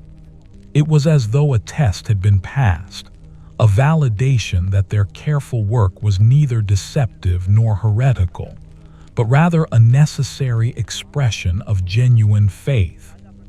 Brother Anselm seemed visibly relieved, and he began to delegate even more responsibility to Thomas, preparing him more formally for the day when Thomas would become the full master of the Scriptorium. In September, as summer finally began to yield to the first hints of autumn, Thomas was assigned a new copying project.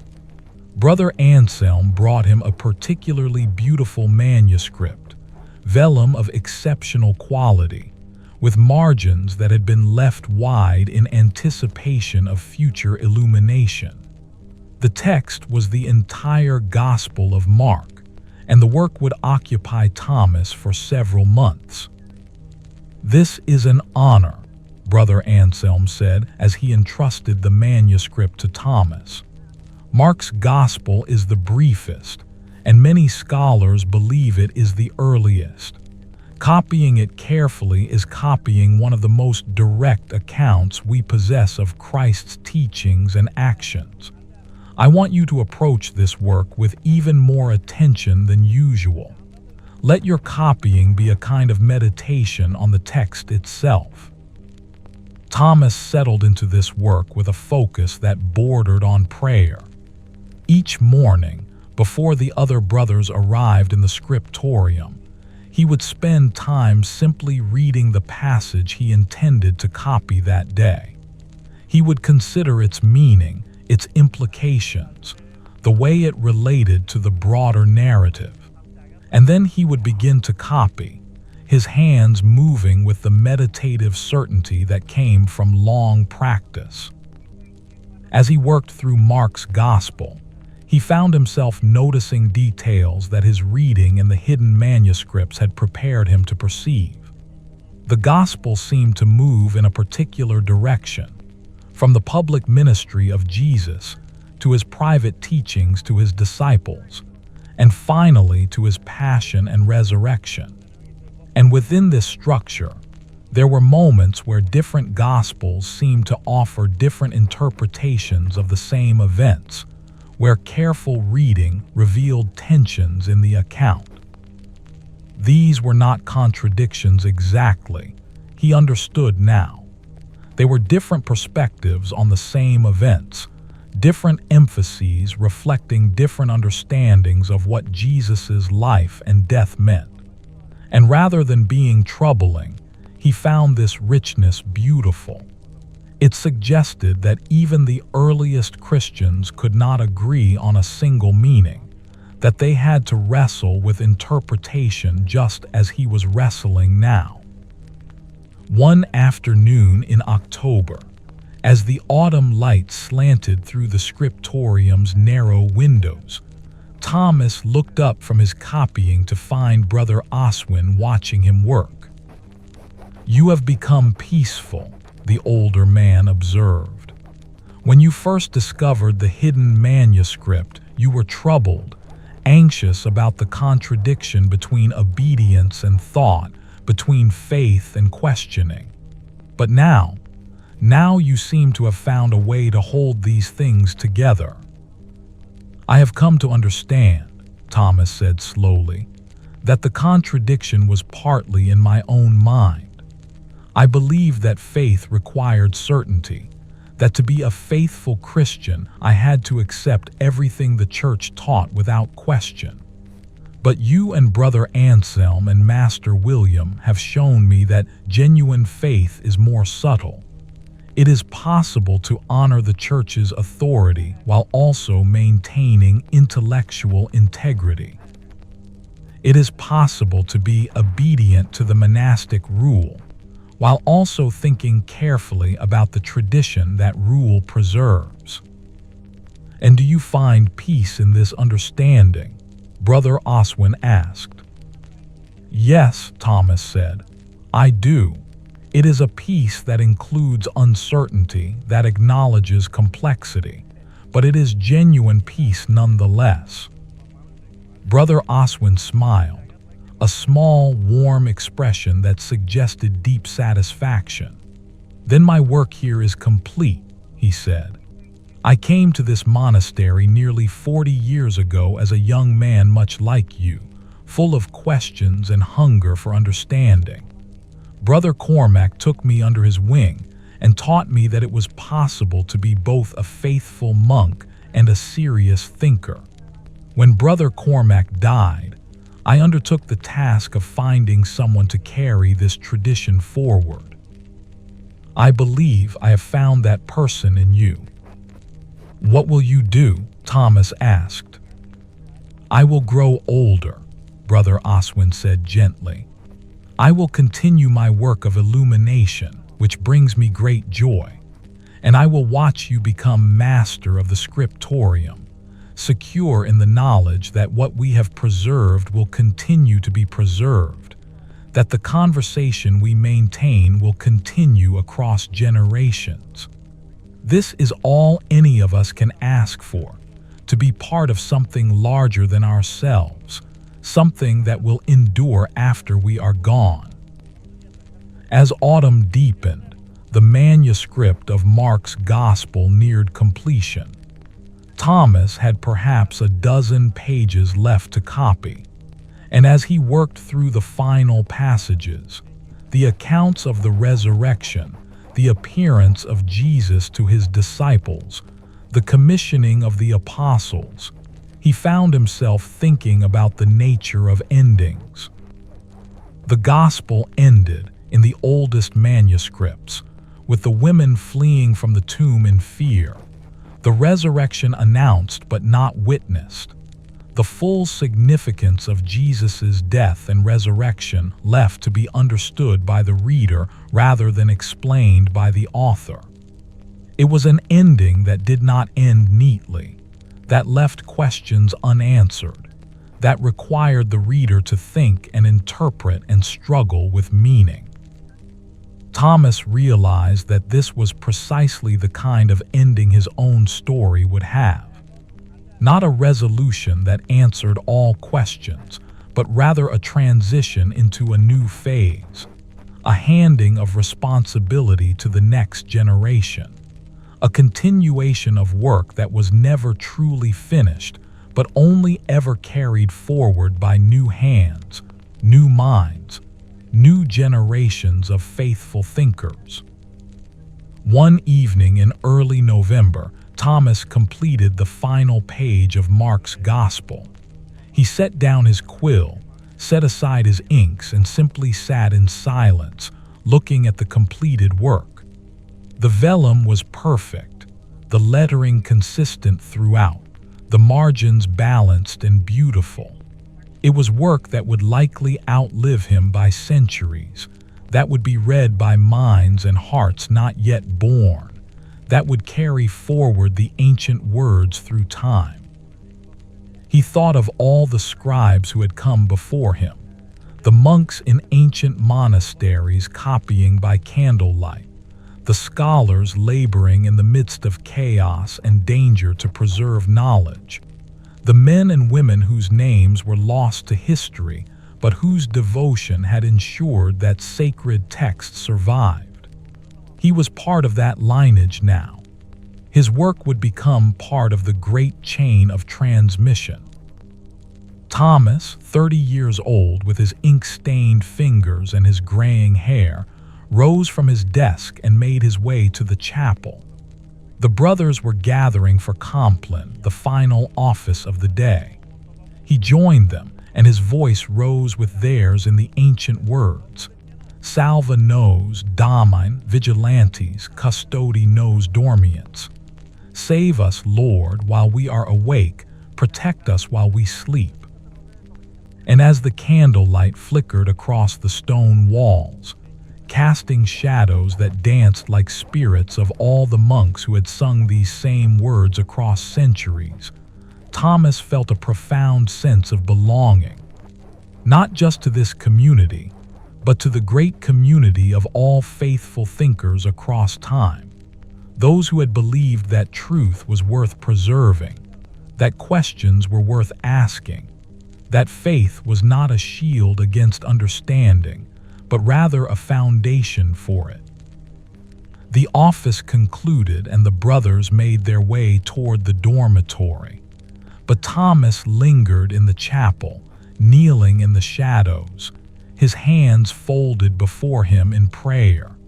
He was not praying for certainty. He had learned that certainty was a kind of false comfort, a way of avoiding the real work of faith.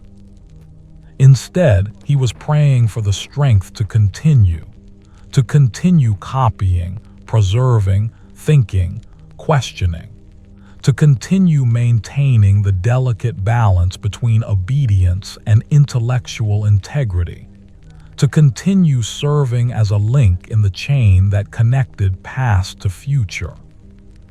Outside, the first snow of winter was beginning to fall, covering the monastery in silence.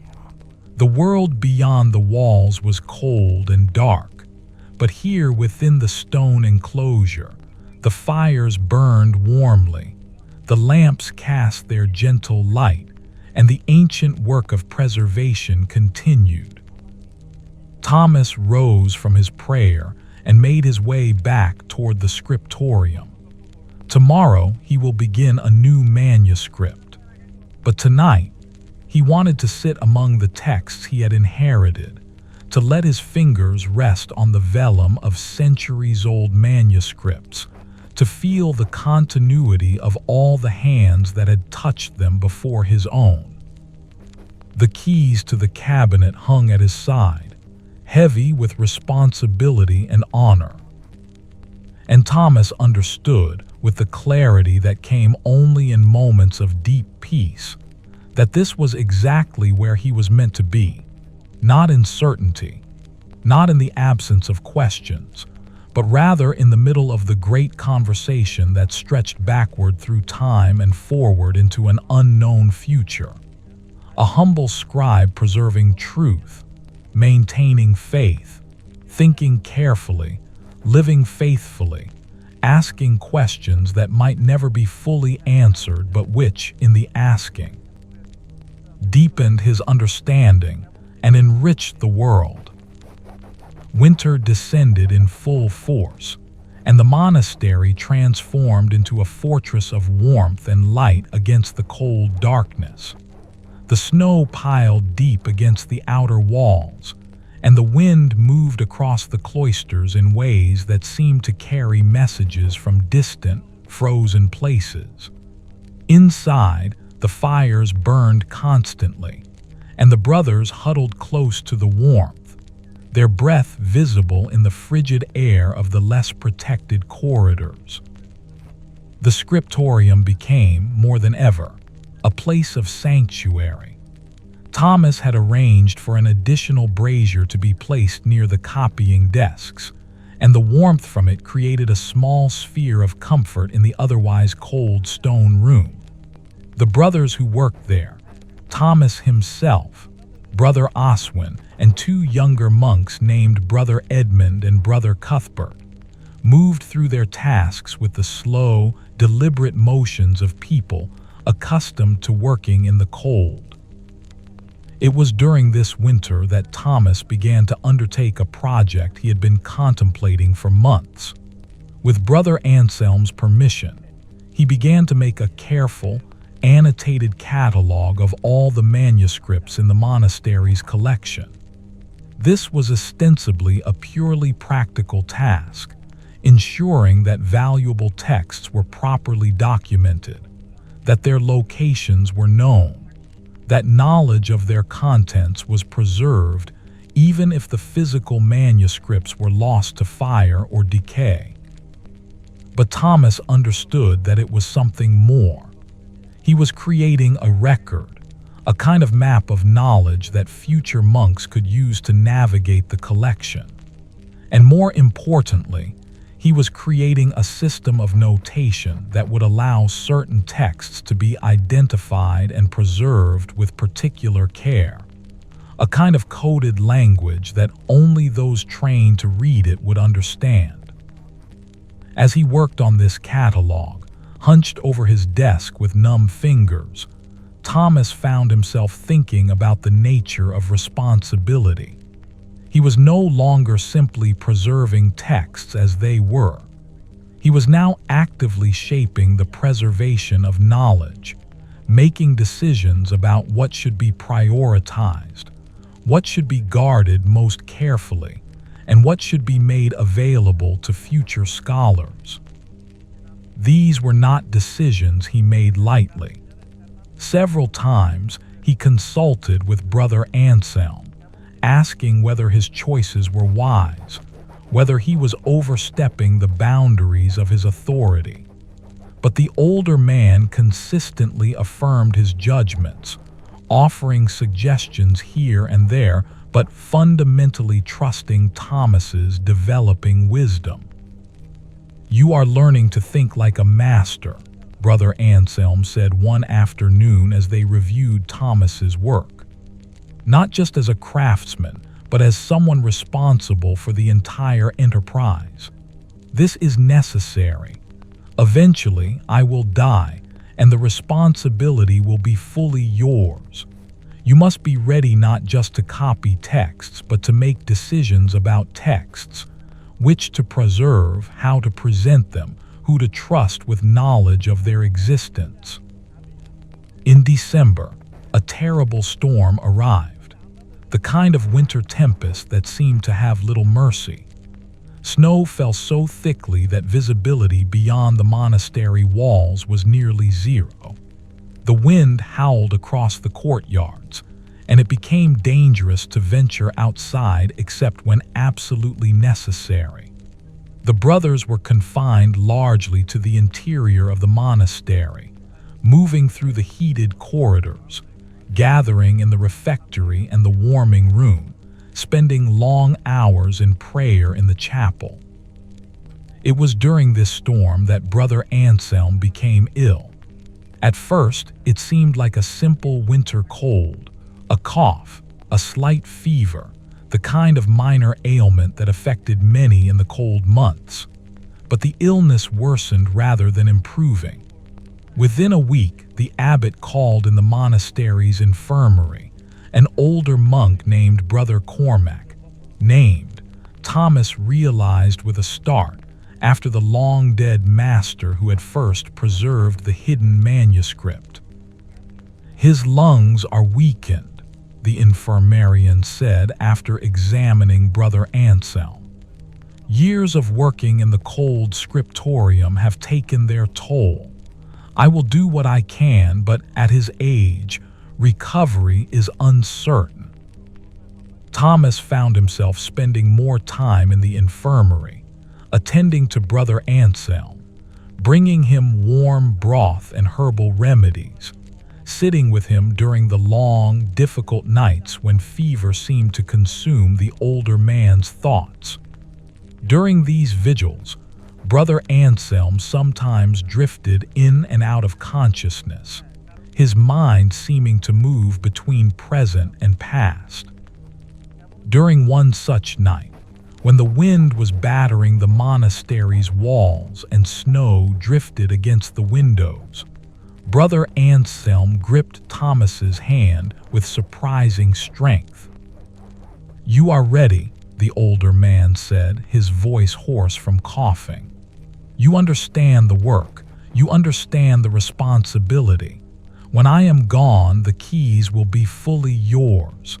The catalog you are creating, it is good. Guard it carefully. It is the map that future masters will use." "Rest," Thomas urged gently. "Do not exhaust yourself with talk." But Brother Anselm would not be deterred. "Listen," he said, and there was an intensity in his gaze that made Thomas comply. "There is something I have not told you, something that Brother Cormac told me many years ago. There is a manuscript, not one you have yet seen. It is hidden not in the locked cabinet, but in my private study. When I am gone, you must find it and decide what to do with it." "What manuscript?" Thomas asked. But Brother Anselm's grip loosened, and he drifted back into fever dreams, unable or unwilling to say more.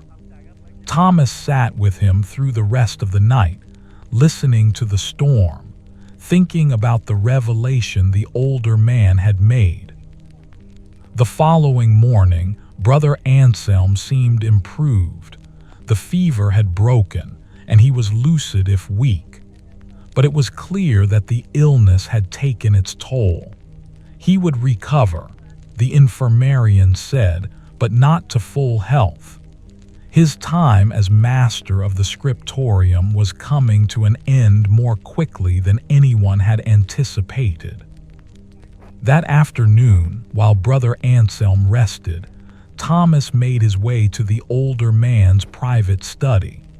It was a small room, heated by its own brazier, lined with books and manuscripts. Thomas had been here before on official business, but now he found himself searching with a different purpose. It took him nearly an hour to find it. A small volume, bound in worn leather, hidden behind a loose stone in the wall near the brazier. Thomas's hands trembled slightly as he drew it out and opened it carefully. The manuscript was in Brother Anselm's own hand, he realized immediately, and the first page bore a title written in careful Latin, De Natura et Veritate, concerning nature and truth. Below the title, a date, written 30 years ago. Thomas realized he was holding something extraordinary, a personal theological meditation written by Brother Anselm himself. And as he began to read, he understood why it had been hidden with such care. The text was not heretical in any crude sense, but it was deeply personal, deeply questioning, a record of Brother Anselm's own wrestling with faith and doubt, with the nature of truth and the claims of church authority. There were passages where Brother Anselm questioned whether the church's insistence on absolute doctrinal certainty was truly compatible with an honest reading of Scripture. There were sections where he wrestled with the implications of textual variation. If the sacred texts themselves had been modified over time, in what sense could any particular version be considered the definitive, unchanging Word of God? And there were passages of such profound loneliness and vulnerability that Thomas felt he was intruding on something sacred.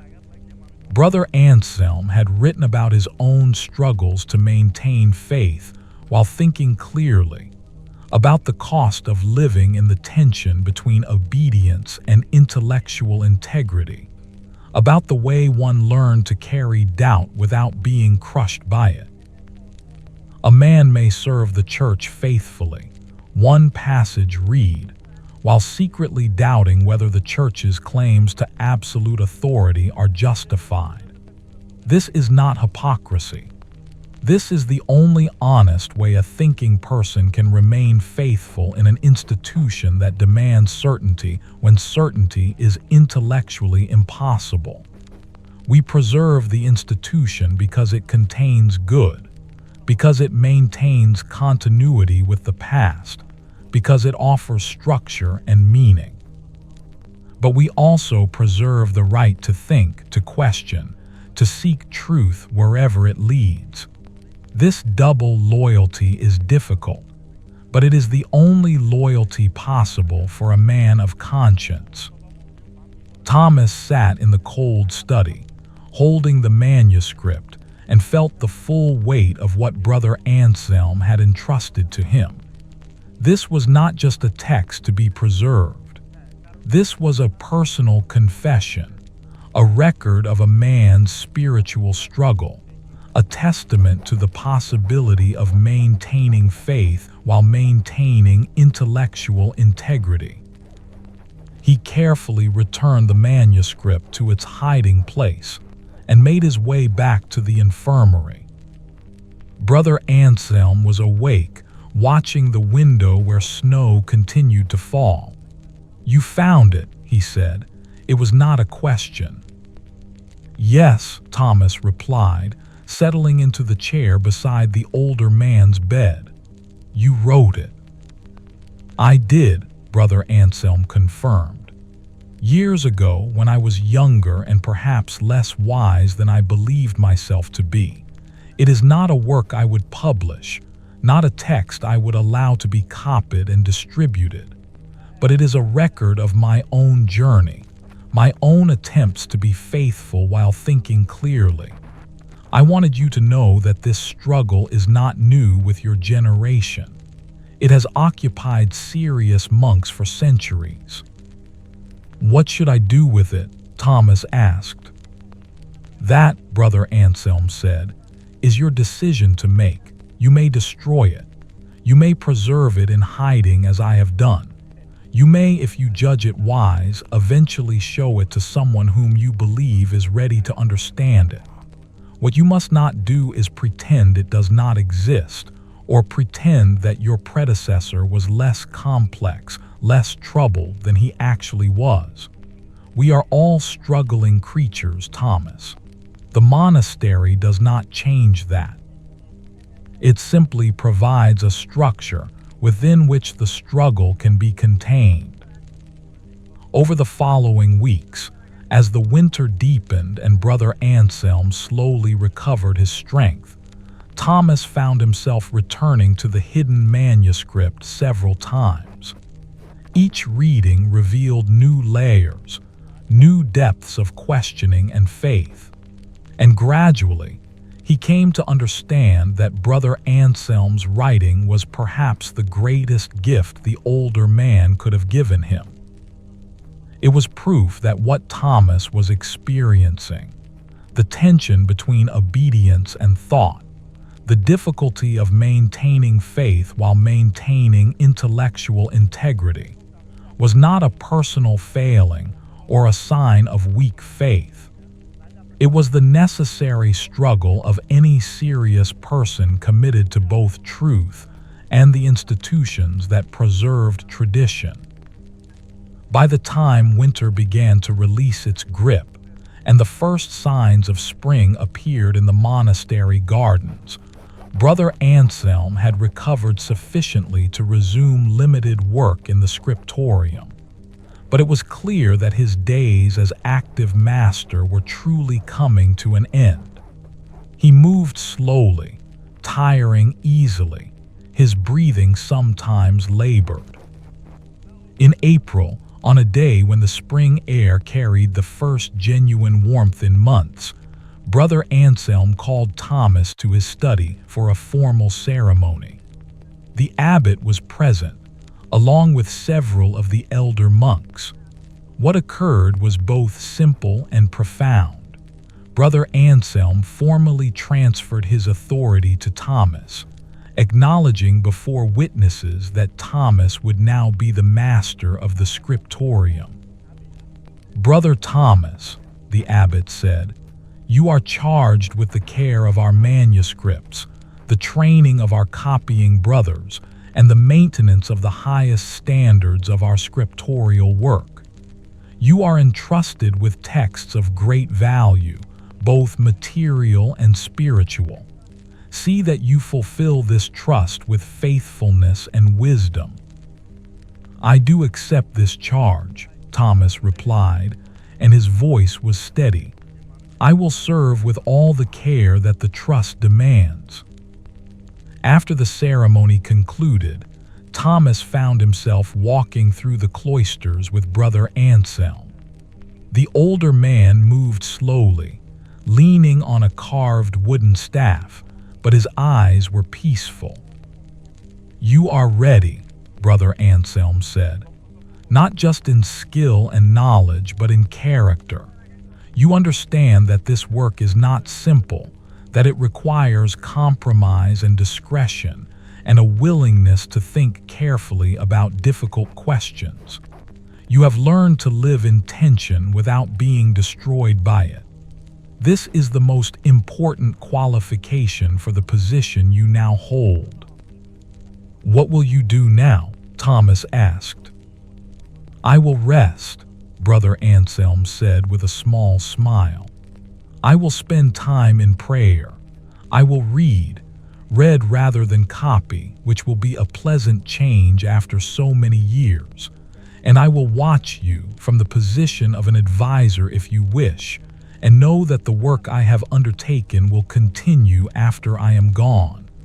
This is all any of us can ask for." In May, Thomas formally took up residence in the master's quarters, a small suite of rooms attached to the Scriptorium that had been the domain of the Scriptorium's master for generations. The rooms still bore the marks of Brother Anselm's long tenure: books scattered on shelves, marks on the walls where lamps had hung, the faint scent of decades of ink and parchment. Thomas spent his first night in these rooms awake, sitting by the window, looking out over the monastery's gardens as they transformed in the spring moonlight. The weight of responsibility was real and tangible, but it was no longer crushing. It had become simply the structure within which his life would unfold. He thought of the boy he had been at 14, arriving frightened at the monastery gates, seeking order and safety. That boy would not have understood what his life would become: the hidden manuscripts, the dangerous knowledge, the constant negotiation between faith and thought. But perhaps Thomas thought that frightened boy was necessary.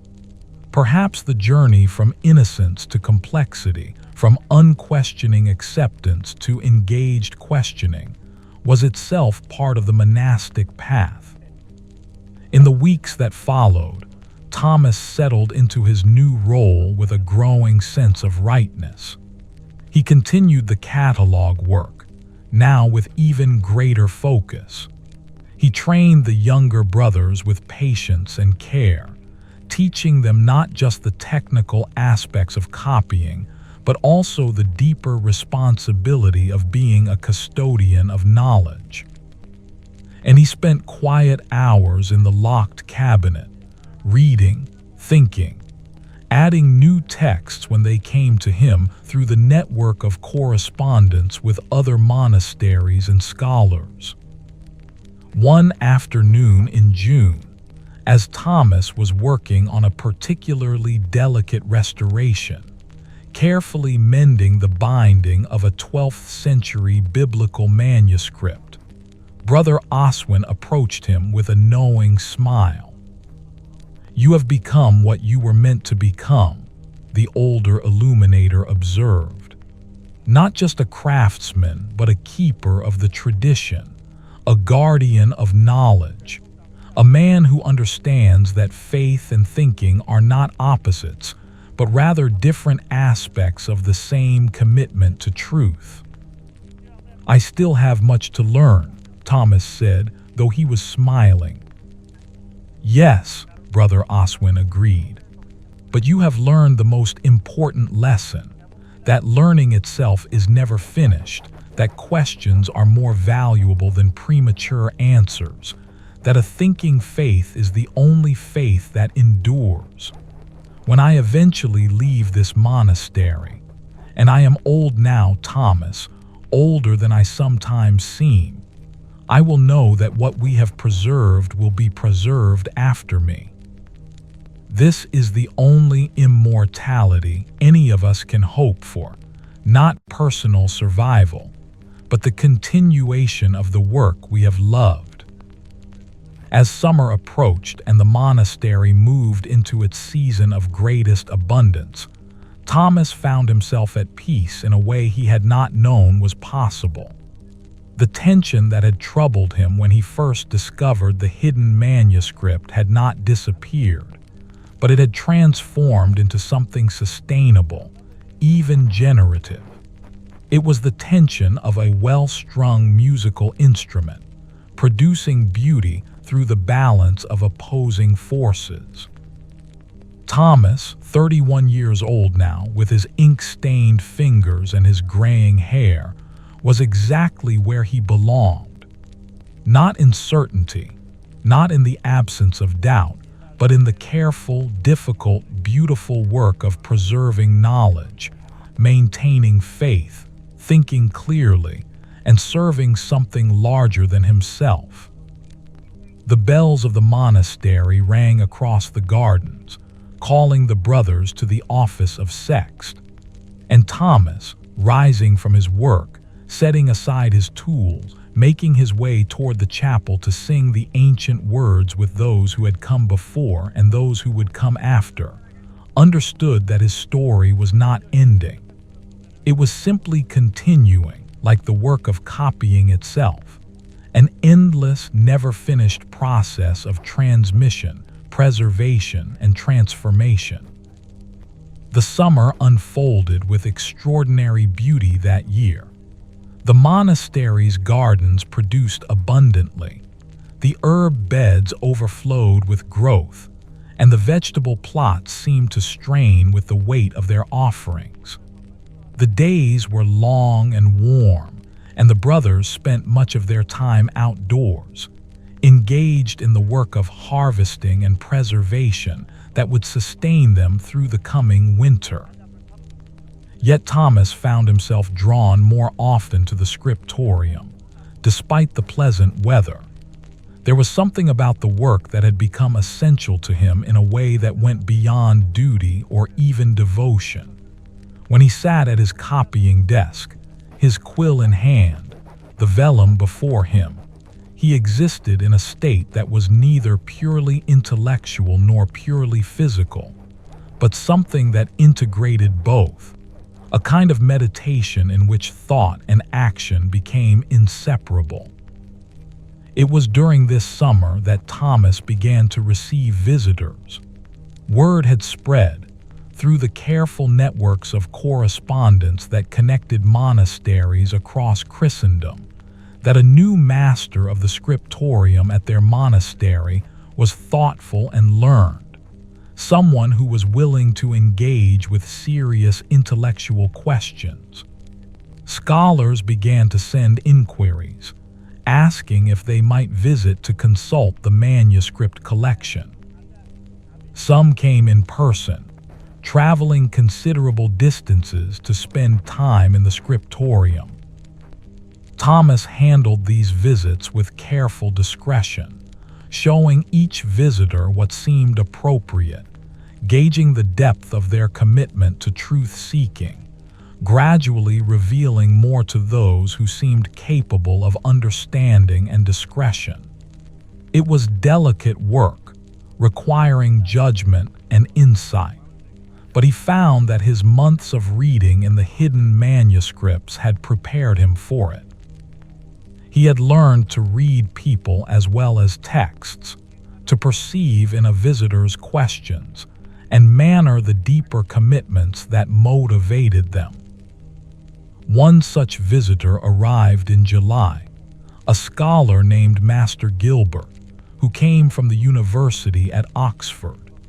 He was perhaps 40 years old, with the precise manner of someone trained in the scholastic method, and his initial inquiry had been ostensibly about biblical manuscripts and copying practices. But within an hour of arriving at the monastery, he had asked questions that made clear his hunger went deeper. Thomas brought him to the locked cabinet. "How long has this collection been assembled?" Master Gilbert asked, running his fingers carefully across the spines of the hidden manuscripts. "Decades," Thomas replied. "Perhaps longer. The exact history is not entirely clear. Knowledge of these texts has been carefully guarded, passed from master to master." "And you trust me with this knowledge?" the scholar asked, turning to face Thomas directly. "I trust your commitment to truth," Thomas said carefully, "and I trust your discretion. The first you have demonstrated through your questions. Secondly, I am asking you to confirm." Master Gilbert smiled, a warm, knowing expression. "You have learned well," he said. "Yes, I can be trusted. I am one of many scholars across Christendom who maintain similar collections, who ask similar questions, who believe that genuine faith requires genuine thinking. We are a scattered community, connected by correspondence rather than formal organization, but we exist. And we preserve what the official church would prefer to forget, not because we are rebels, but because we are faithful." Over the following weeks, Master Gilbert worked extensively with Thomas, examining manuscripts, discussing their contents and implications, and sharing his own research. And through these conversations, Thomas's understanding deepened further. He began to perceive that what he and Brother Oswin and Brother Anselm were doing was not unique or isolated. It was part of a larger movement, slow, careful, largely invisible to those outside it, but nonetheless real, of serious thinkers working to preserve and develop knowledge within the structures of the church. Master Gilbert introduced Thomas to a network of scholars, some monks, some secular clergy, some laymen, who maintained similar projects in monasteries and cathedral schools across England and beyond. There were manuscripts being preserved in Canterbury, in Durham, in Lincoln. There were scholars in Paris and Bologna engaged in similar work. There were careful correspondences maintained through coded language in official letters, hidden messages in the margins of seemingly innocuous texts. "You are part of something that will outlast us all," Master Gilbert said as he prepared to depart. "The church may change, may become more rigid or more flexible depending on circumstances. But the work of thinking, of questioning, of seeking truth, this will continue as long as there are minds capable of it. Your role is simply to be a link in the chain, to preserve what you can, to pass it forward to those who come after you." After Master Gilbert left, Thomas found himself in a state of contemplation. The knowledge that he was part of something larger than the monastery, part of a trans-European network of truth seekers, should have been comforting. And yet it also brought a kind of new responsibility, a deeper understanding of what it meant to be a custodian of knowledge. He began to keep more careful records, not in the official catalog, but in his own private notes, of the connections he was developing with other scholars and monasteries. He documented which texts seemed most valuable for preservation, which seemed to be at particular risk of being lost, which might eventually need to be copied and distributed more widely if the monastery's copy was ever threatened. This work occupied him through late summer and into autumn, and as the seasons turned, as the monastery began its preparations for winter, Thomas found himself becoming something he had not entirely anticipated. Not just a preserver of existing knowledge, but a curator and strategist of knowledge preservation. It was in October, as the first snows dusted the monastery's roof, that Brother Anselm died. The older man had been declining gradually through the autumn, growing weaker, sleeping more, moving less. In his final days, he took to his bed in the infirmary, and the brothers maintained a constant vigil. Thomas spent many hours sitting beside him, though in the end little conversation occurred. Brother Anselm simply seemed to be preparing himself for departure, letting go of the world gradually, deliberately, with the same careful attention he had brought to everything else in his life. On his final morning, as the bells for matins rang across the frozen monastery, Brother Anselm opened his eyes and looked directly at Thomas. "You are ready," he said, his voice barely audible. "You have become what I hoped you would become. When I am gone, continue the work.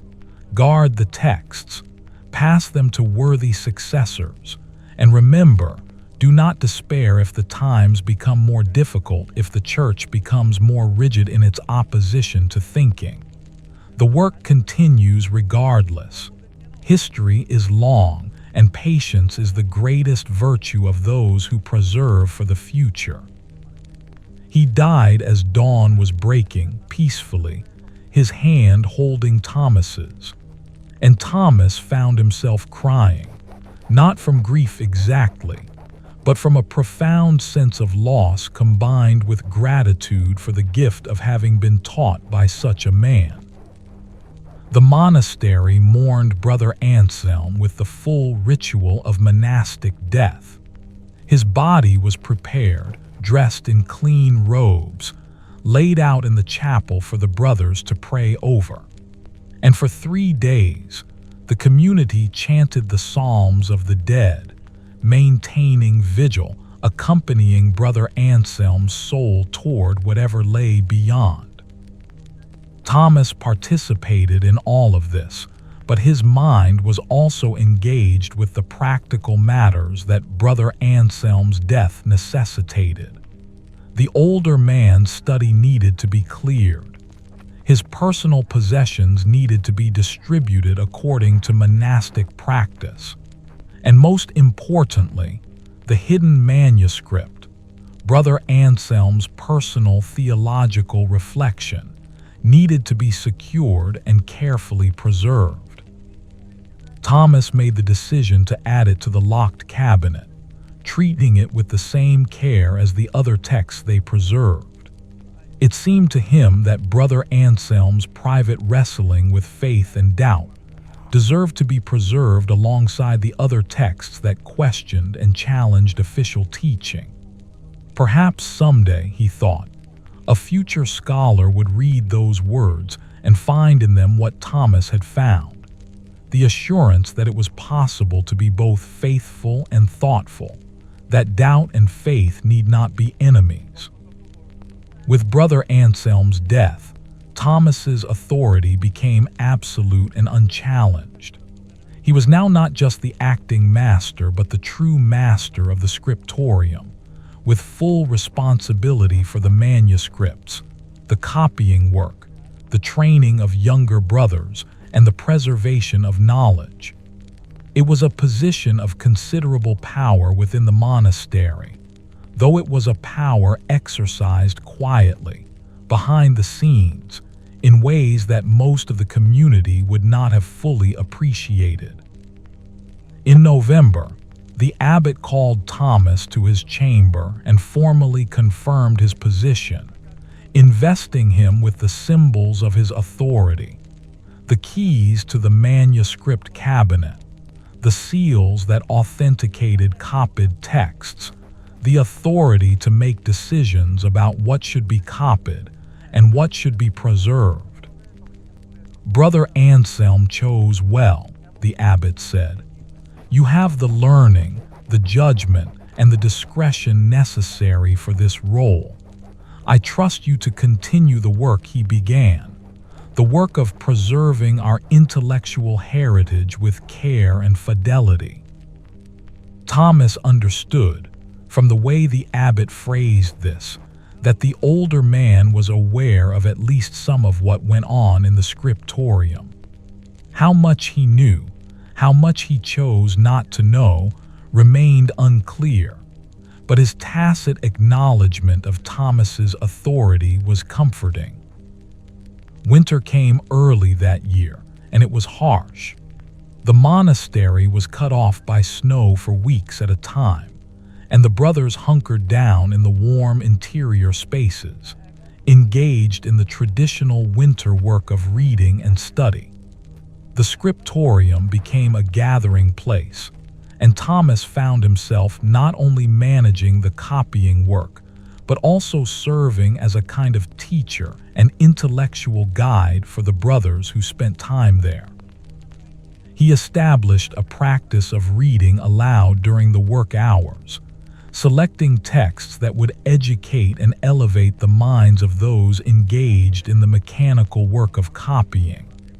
Some of these were official texts, approved by the church, but others were more challenging: commentaries, philosophical writings, historical accounts that raised questions about the foundations of doctrine.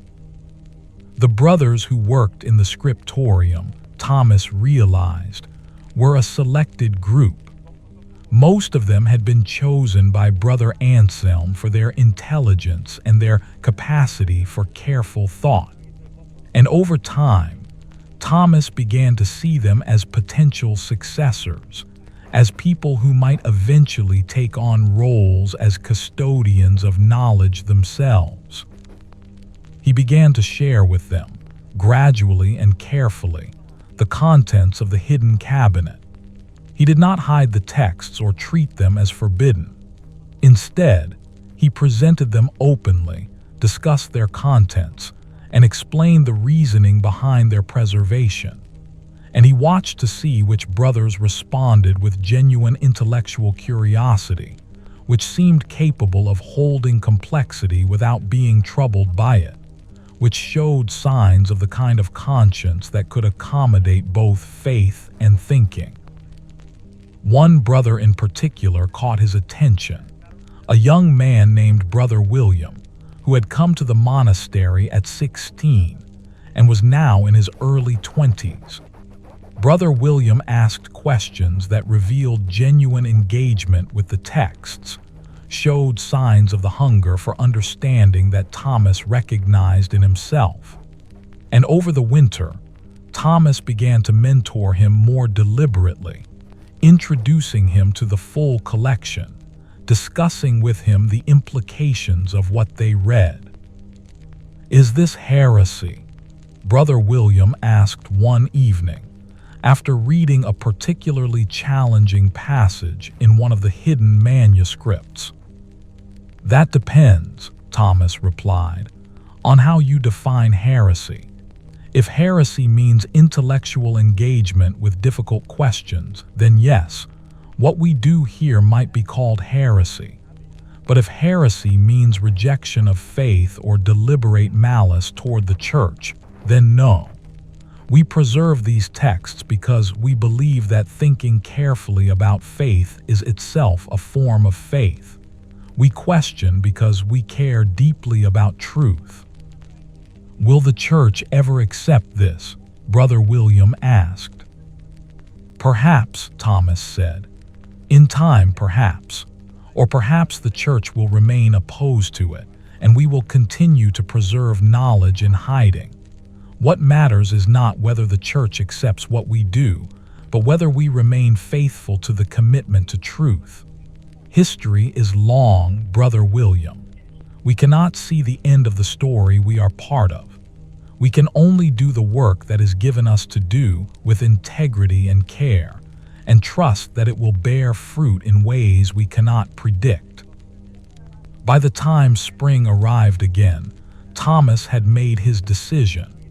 Brother William would be the next to be trained fully in the custodial work of the Scriptorium. The young man had the intelligence, the character, and the commitment that the role required. And more importantly, he had the capacity to maintain the delicate balance between obedience to the church and loyalty to truth that the role demanded. In April, on a day when spring air carried the first genuine warmth, and the monastery's gardens were beginning to show signs of renewed growth, Thomas formalized Brother William's role as his assistant in the Scriptorium. It was a simple ceremony, witnessed by Brother Oswin and by the abbot, but Thomas felt the weight of what he was doing. He was passing on not just knowledge but responsibility, not just authority, but a tradition of careful thinking and faithful preservation. "You are now a custodian of knowledge," Thomas said to Brother William after the ceremony.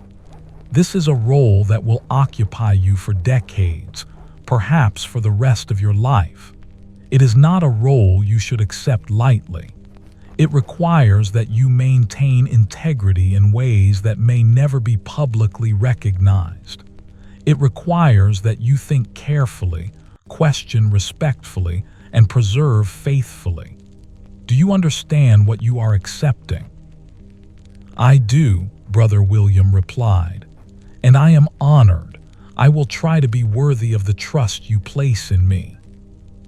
Over the following months, Thomas systematically introduced Brother William to all aspects of the work, not just the technical skills of copying and manuscript preservation, but also the intellectual dimensions of custodianship. He showed him the network of correspondences with other monasteries, explained the coded language used in official communications, introduced him to the broader conversation that connected serious thinkers across Christendom. and he shared with Brother William the personal manuscripts he had been given, including both the hidden text that Brother Oswin had first shown him and Brother Anselm's private theological reflection. These texts, Thomas believed, were not meant to be merely preserved, but to be transmitted, passed from one thoughtful monk to another, forming links in a chain that stretched backward to Brother Cormac and forward to whatever future awaited them. By summer, Thomas felt a profound sense of completion. He was no longer simply the recipient of a tradition. He was now actively a transmitter of it, a link in the chain that connected past to future. The work would continue after him. The questioning would persist. The preservation of knowledge would be maintained. And yet, as he sat in the Scriptorium one warm afternoon in July, watching Brother William carefully copying a biblical text with meticulous attention, Thomas felt that there was something more he needed to do. A final act of transmission, a final gift to offer. That evening, he went to his study and began to write. He composed, slowly and carefully, his own personal reflection on faith and thought, on doubt and devotion, on the journey that had led him from a frightened boy seeking safety in the monastery to a man engaged in preserving knowledge in the service of truth. He wrote about the hidden manuscript he had discovered, about his initial fear and confusion, about his gradual understanding that faith and thinking were not enemies but partners. He wrote about Brother Anselm and Brother Oswin, about the examples they had set, about what he had learned from them. And he wrote about the future, not with predictions or certainty, but with hope and trust that the work would continue, that those who came after would carry it forward with the same care and integrity. It took him weeks to complete, working late into summer nights, his candle burning as he wrote. And when it was finished, Thomas carefully bound it, creating a modest but beautiful volume. He entrusted it to Brother William with explicit instructions about its preservation and eventual transmission. "This is my gift to you," Thomas said as he handed over the manuscript. "When you have served as master long enough, when you have trained a successor, you will pass this to them as I pass it to you. It is not meant for public circulation, not meant to challenge the church's authority. It is simply a record of one man's attempt to live faithfully while thinking clearly. It is a gift that can only be given from one guardian to another, a testament to the possibility of maintaining both faith and intellectual integrity." Brother William received the manuscript with evident emotion. "Thank you," he said simply.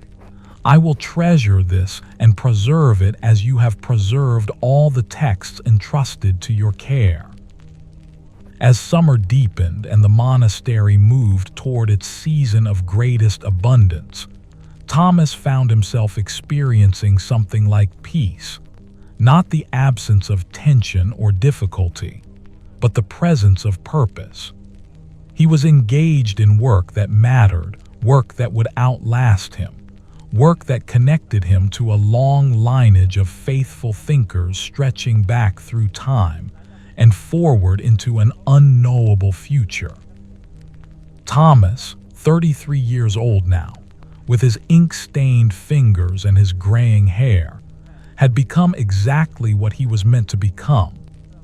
Not a man who had achieved certainty or resolved all questions, but rather a man who had learned to live creatively within complexity, to maintain faith while questioning, to preserve knowledge while remaining faithful to the institution that contained him.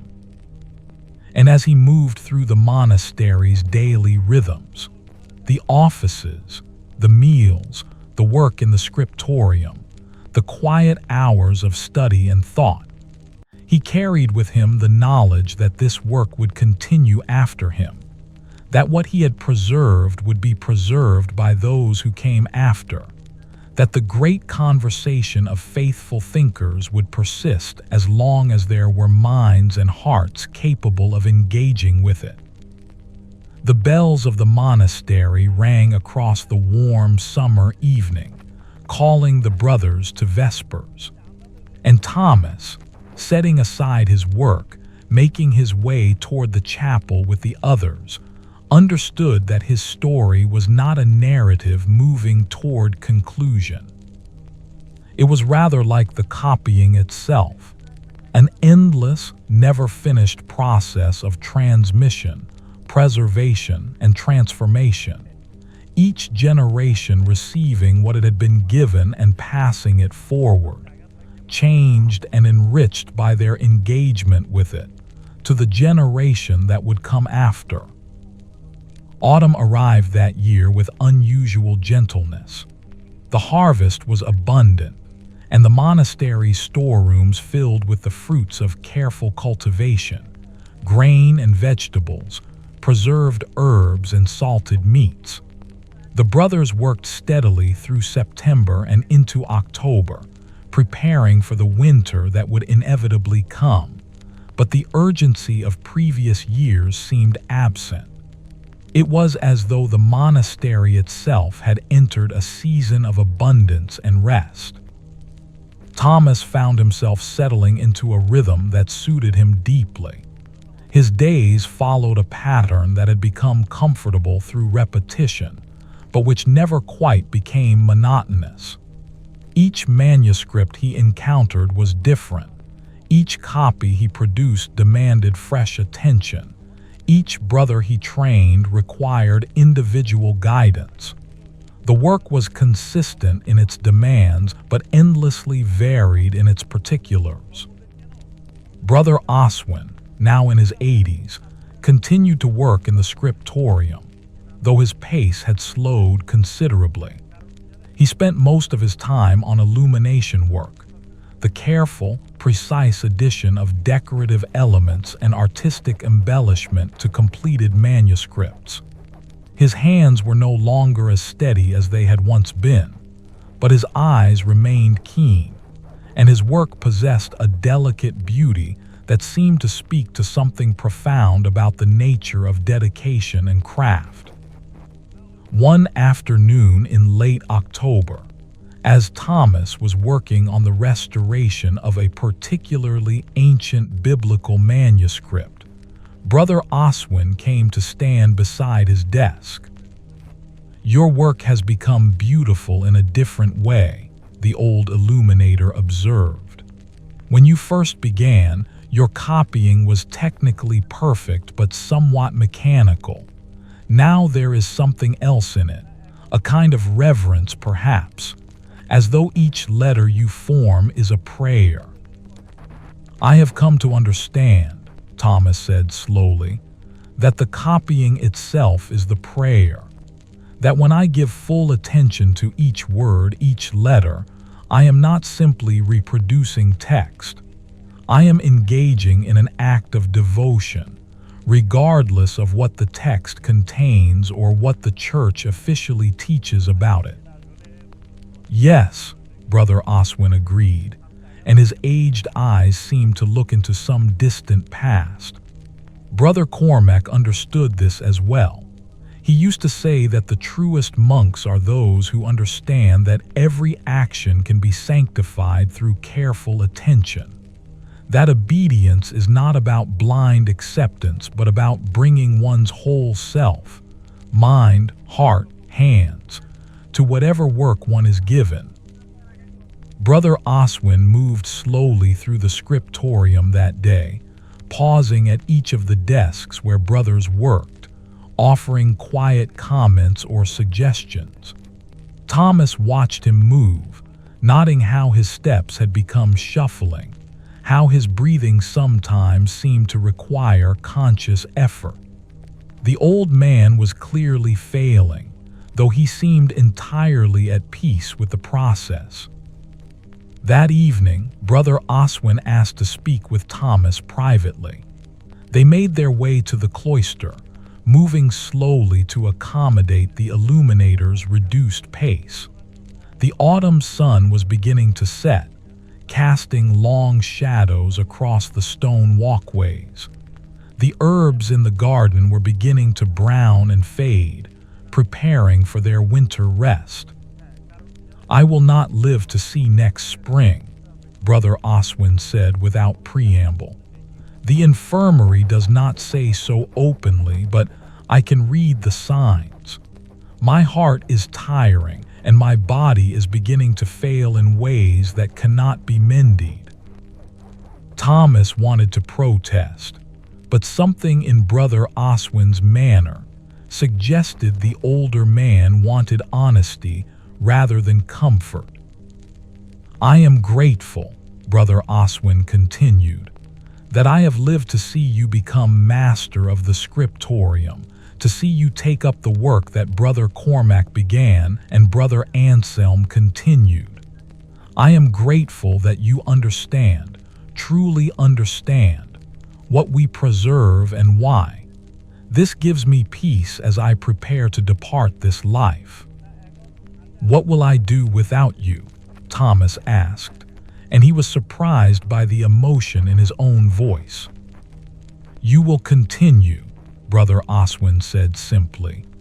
"Just as I continued after Brother Cormac died, just as Brother Anselm continued after I might have given up. The work is larger than any individual. We are custodians for a time, and then we pass it on. This is the nature of all faithful work." They walked in silence for a time, and Thomas found himself thinking about the chain of transmission that Brother Oswin represented. The old man had been taught by Brother Cormac, who had lived through decades of careful preservation. Brother Anselm had been taught by an earlier abbot whose name was now lost, and stretching back beyond them were unnamed monks, unknown scribes, those whose work had preserved knowledge across centuries of darkness and danger. "Tell me about Brother Cormac," Thomas asked. "I have read about him in documents and references, but I would like to hear from someone who actually knew him." Brother Oswin settled on one of the stone benches in the cloister, and Thomas sat beside him. The old man was quiet for a moment, seeming to gather memories from decades past. "Brother Cormac was a man of extraordinary intellect and extraordinary devotion," Oswin began. "He had studied in Paris before coming to the monastery, and he brought with him knowledge that most monks would never possess. But more importantly, he brought the conviction that genuine love of God required genuine thinking about God. He believed that to suppress one's intellect in the name of obedience was actually a form of betrayal, a refusal to use the gifts God had given." "Was he never afraid?" Thomas asked. "Never concerned that his activities would be discovered and condemned?" "Oh, he was afraid," Brother Oswin said, and there was something like tenderness in his voice. "But fear did not stop him. He understood that some things are worth being afraid of, that the preservation of truth, the maintenance of the possibility of thinking, these are important enough to risk one's safety and status. When he died peacefully in his sleep without warning, I was devastated. I thought the work would end with him, but he had already taught me enough to continue. And he had left behind texts that would guide future guardians, just as you are now leaving texts for those who come after you." As November approached, Brother Oswin began to spend more of his time in prayer and quiet reflection than in active work. He continued to come to the Scriptorium, but he would often simply sit, watching the others work, occasionally offering a comment or suggestion, but increasingly withdrawing into some internal space of preparation. Thomas found himself spending more time with the old man, bringing him herbal tea that the infirmarian prepared, sitting with him during the quiet hours, listening as Brother Oswin spoke about his life and his faith. And gradually, Thomas realized he was receiving one final education, not about texts or manuscripts, but about the art of dying well, of releasing life with grace and dignity. "Do you fear what comes after?" Thomas asked one afternoon, as the two of them sat in a small chapel adjacent to the cloister. "No," Brother Oswin said. "I have lived a long life, and I have been given the privilege of doing work that mattered. I have seen my efforts bear fruit in people like you. I have witnessed the continuation of something beautiful. What more could one ask? As for what comes after, I will discover that when I arrive there is no purpose in fearing the unknown." In December, as the monastery settled into its deepest winter preparations, Brother Oswin became too weak to rise from his bed in the infirmary. Thomas spent hours sitting beside him, and on the cold, dark evening before the winter solstice, Brother Oswin asked for a final conversation. "You have everything you need," the old man said, his voice barely audible. "You have the texts, the knowledge, the character necessary to continue the work. And you have trained Brother William. I have watched him learning, and I know he will serve well. The chain continues. This is all that matters." "I will miss you," Thomas said, and he was not ashamed of the tears that formed in his eyes. "I know," Brother Oswin replied, and he reached out a trembling hand to grip Thomas's arm. "And I am grateful for your grief, because it means that what we shared mattered to you. But do not mourn too long. Return to work. Let your sorrow become fuel for your devotion. This is how we honor those who have gone before us, by continuing their work with renewed commitment and deepened understanding." Brother Oswin died peacefully in the early morning hours of the solstice, as the darkness reached its deepest point, and the year began its slow turn toward light. Thomas was not present at the moment of death, but he had been with the old man through much of the night, and he knew that Brother Oswin had slipped into death as gently as he had lived, with grace, with peace, with a kind of completion. The monastery mourned him with full liturgical honors, but Thomas's grief was complicated, not less real, but threaded through with gratitude and with a kind of strange relief that the old man had been spared a lingering decline. Brother Oswin had lived long, had accomplished much, had seen the work continue into new hands. His death seemed not like a tragedy, but like the natural culmination of a life lived faithfully. As Thomas participated in the requiem masses for the old illuminator, as his voice joined the others in the psalms for the dead, he found himself thinking about the nature of community across time. Brother Oswin was leaving, but his work would persist. The illuminated manuscripts he had created would be read and treasured for centuries. The knowledge he had shared would shape the thinking of future monks. The tradition he had helped preserve would continue to ask questions and challenge certainties for generations to come. In the weeks following Brother Oswin's death, Thomas found himself returning frequently to the locked cabinet where the hidden manuscripts were kept. He would pull out texts and read passages that he knew by heart, as though through rereading them, he could somehow maintain connection with the old man who had first shown them to him. One evening in January, as the winter was at its deepest and coldest, Thomas made a decision. He asked Brother William to join him in the locked cabinet, and there, in the presence of the sacred texts they preserved, Thomas formally initiated his young protege into the deepest dimensions of the work. "You have learned the technical aspects," Thomas said. "You have learned the history and the network of correspondences, but there is something more that you must understand, something that cannot be taught through words alone, but only through direct experience. These texts are not simply historical curiosities or dangerous heresies to be guarded against. They are the products of faithful people wrestling with profound questions. They represent the possibility of maintaining both faith and thinking. And they must be preserved not as museum pieces, but as living documents that future generations will engage with, learn from, and be changed by." Thomas pulled out the manuscript that had begun his own journey, the 14th century commentary that had so troubled and transformed him years before.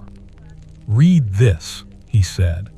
"Read it carefully, with your whole mind and heart engaged, and then tell me what you understand it to be saying."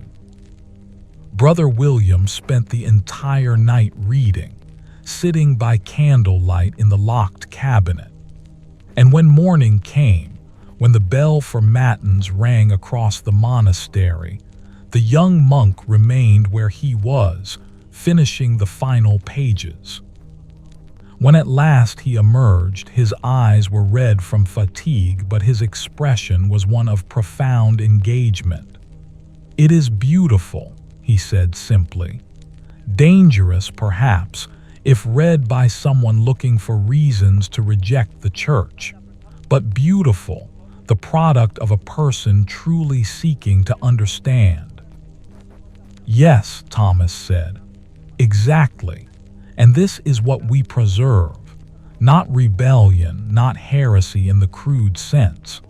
Rather, the tradition of faithful, careful thinking about the deepest matters. Will you commit yourself to this preservation? Will you accept that this work may not be recognized or appreciated by the broader church, that it may even be condemned if discovered, but that it is nonetheless worth doing?" "I do commit myself," Brother William replied. "I understand now what you have been trying to teach me. This is not about hiding dangerous texts. It is about maintaining the possibility of thinking, the space where genuine faith and genuine intellect can coexist. I will guard this tradition with my life if necessary."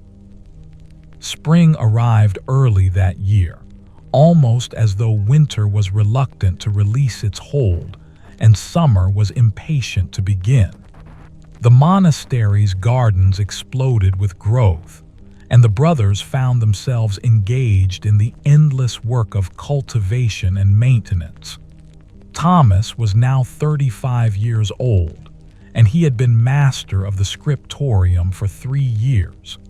The position had become natural to him, as though he had been born to it. One warm afternoon in May, as Thomas was working on a particularly beautiful copy of the Song of Songs, a traveling scholar arrived at the monastery gates seeking hospitality. His name was Master James, and he came from Cambridge, where a new college was being established dedicated to the study of scripture and theology.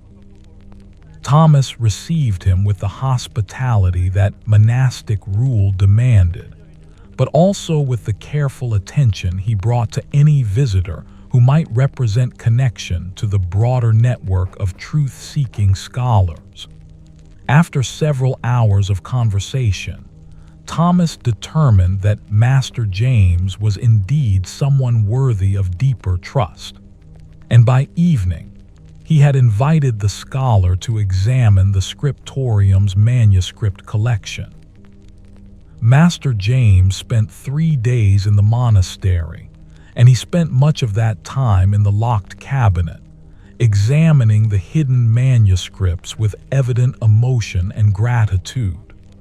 On his final evening, he sat with Thomas in the Scriptorium as darkness fell and the candles were lit. "What you preserve here is invaluable," Master James said. "Not because these texts are revolutionary, many of them are quite modest in their claims, but because they maintain the possibility of thinking, the space where genuine scholarship can occur. At Cambridge, we are trying to establish a new kind of learning, one that is less tied to monastic authority and more open to independent inquiry. But we need resources like these, texts like these, to show that such inquiry has a long history, that it is not heretical to think carefully about scripture and doctrine." "Will you preserve what you have learned here?" Thomas asked. "Will you add to the network of those who understand what must be preserved?" "I will," Master James promised. "And I will send you texts that are being produced at Cambridge, new commentaries, new approaches to biblical interpretation. We are moving into a new age where university scholarship will begin to challenge monastic authority. The work you do here will become increasingly important, I suspect, as a counterweight to those who would close off inquiry entirely." After Master James departed, Thomas found himself in a state of contemplation. The scholar's words had suggested possibilities that Thomas had not fully considered. The monastery had always seemed to him like a permanent, eternal structure, unchanging, essential, central to Christendom. But Master James's comments implied that the monastery's position as the primary center of learning was beginning to shift, that universities were rising to challenge monastic authority, that the future of intellectual life might be different from the past. Thomas raised these concerns with Brother William, as the two of them worked in the Scriptorium one warm afternoon. "The monastery will continue," Brother William said, though he did not sound entirely certain. "It is too deeply rooted in the life of Christendom. Even if universities rise and challenge monastic authority, the work we do here, the copying, the preservation, the careful thinking about texts, will remain necessary." "Perhaps," Thomas said, "but I wonder if we should begin to make plans for change. What if, in a century or two, the monastery as we know it no longer exists? What if the texts we preserve need to be transferred somewhere else, copied again, made available in new ways? Should we not begin to consider how to ensure their survival even if the monastic structure that currently protects them becomes obsolete?" These were the kinds of questions that occupied Thomas increasingly as the summer advanced. He found himself thinking less about the immediate work of copying and more about the long-term preservation of knowledge. He began to revise his catalog system to be more detailed and more easily transferable, creating a kind of manual that could guide future custodians who might work in very different circumstances. It was during this period of intellectual ferment that Thomas received an unexpected visitor, a woman traveling with a small retinue who requested an audience with the abbot. This alone was unusual. Women were not often welcomed to the monastery, and those who did visit were typically kept at a distance from the main community. But the woman who arrived was no ordinary visitor. She was Abbess Alina of the nearby convent, a woman of perhaps 60 years whose reputation for learning and piety was well known throughout the region. She had established her convent as a center of education for women, and she had engaged in correspondence with scholars across Christendom. The abbot received her with great courtesy, and when she expressed an interest in examining the monastery's manuscript collection, he deferred to Thomas to show her what was available. Thomas conducted her through the Scriptorium with the same care he would have shown any serious scholar, showing the quality of their work, demonstrating their copying methods, explaining their preservation practices. And gradually, as the conversation deepened, Thomas came to understand that Abbess Alina was not merely curious about monastic copying practices. She was herself a member of the network of truth-seeking scholars, and she had come specifically seeking access to the hidden manuscripts. "Master James sent word that you preserved important texts," she said directly, when they had moved away from the other brothers and could speak with relative privacy. "He told me that your collection included commentaries and theological reflections that challenge official doctrine while maintaining genuine faith. I have come to ask if I might examine these texts and to offer, in return, access to texts that we preserve in our own convent's collection." Thomas found himself facing a moment of profound decision. To show Abbess Alina the hidden manuscripts would be to extend the circle of those who knew of their existence. It would increase the risk of discovery and condemnation. And yet, it would also mean that the work of preservation was expanding beyond the monastery, that it was becoming truly a network rather than isolated pockets of careful thinking. "I must ask," he said carefully, "what you intend to do with knowledge of these texts.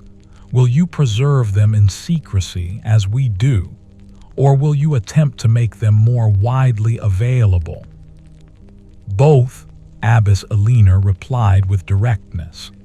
"I will preserve them carefully and in secrecy as you do, but I will also, judiciously and carefully, share their contents with women scholars in my convent who are capable of understanding and who have shown genuine commitment to truth-seeking. And I will attempt, through careful correspondence and coded language, to connect them with other women scholars across Christendom who are engaged in similar work. There is a tradition of women's learning that the Church has largely ignored, and I believe that women's voices engaging with Scripture and theology would enrich our understanding immeasurably." Thomas felt something shift in his understanding. He had not previously considered the work of manuscript preservation in gendered terms. The hidden manuscripts had been preserved by men in monasteries, transmitted through male lines. But there was no inherent reason this should be so. Women were capable of the same careful thinking, the same commitment to truth. And perhaps the future of the work would involve a broader network, encompassing both monastic and convent communities, both male and female scholars. "Yes," he said at last, "I will show you, and I will ask that you share with me texts from your convent's collection. I believe you are right, that women's voices are essential to this conversation, and that the preservation of their work is as important as the preservation of any other careful thinking about faith and truth." Over the following days, Thomas and Abbess Alina engaged in deep conversation about the manuscripts, about the implications of their preservation, about the possibilities for expanding the network of truth-seeking scholars. And Thomas found himself energized by this encounter in ways he had not anticipated.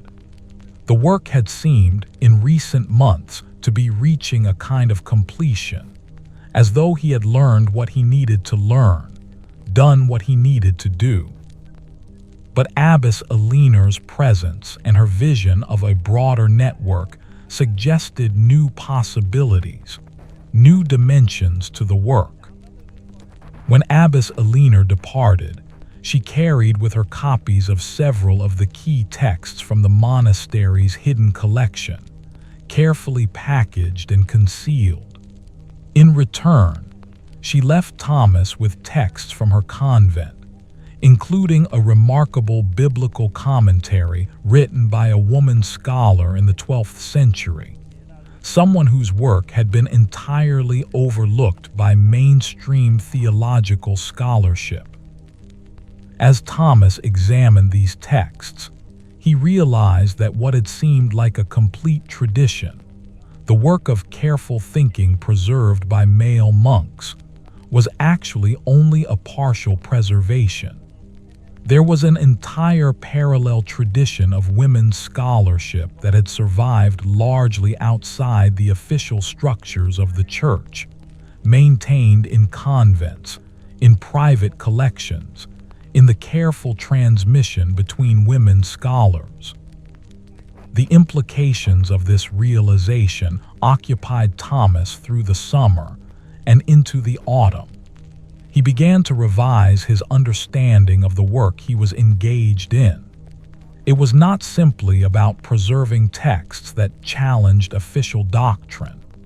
It was about preserving the entire history of thinking, including the voices and contributions that had been deliberately or inadvertently excluded from the official record. By autumn, Thomas had made another important decision.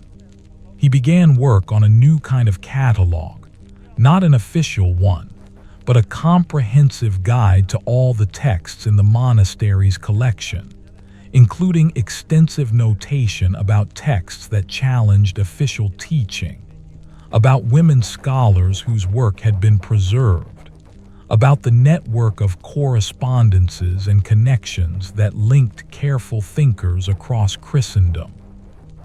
This catalog would not be distributed widely, but it would serve as a guide for future custodians, a map of the intellectual landscape they were helping to preserve. It was exhausting work, requiring Thomas to spend long hours in study and writing, but it felt essential. He was not simply preserving texts.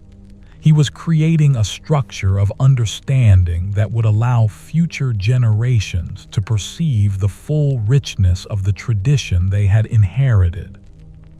One evening in October, as Thomas was working on this new catalog by candlelight, Brother William appeared with 2 cups of hot herbal tea. "You are working too hard," the young monk said, settling beside Thomas's desk. "Your dedication to the work is admirable, but you must also rest and maintain your health. We need you for many more years to come." "Perhaps," Thomas said, accepting the tea gratefully.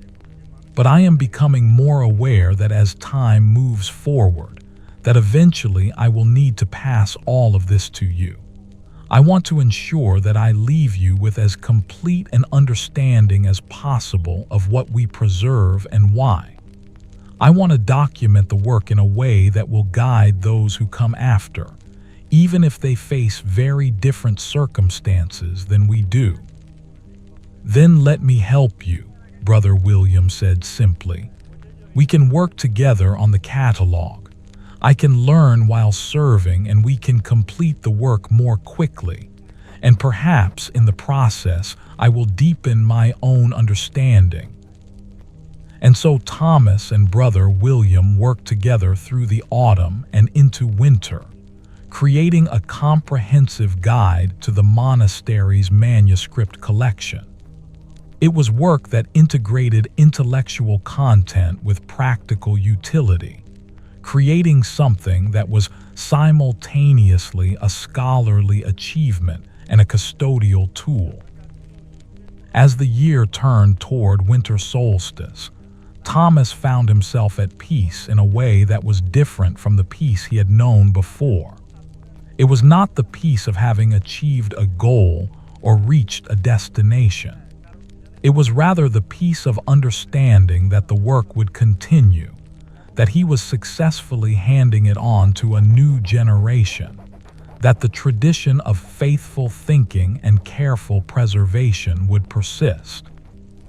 Thomas, 36 years old now, with his ink-stained fingers and his graying hair, looked at the work spread before him, the manuscripts being copied, the hidden texts carefully preserved, the growing network of scholars and monasteries and convents engaged in the preservation of knowledge, and understood that he was part of something vastly larger than himself, something that would outlive him, something that would continue to evolve and develop long after his own hands had grown too weak to hold a quill.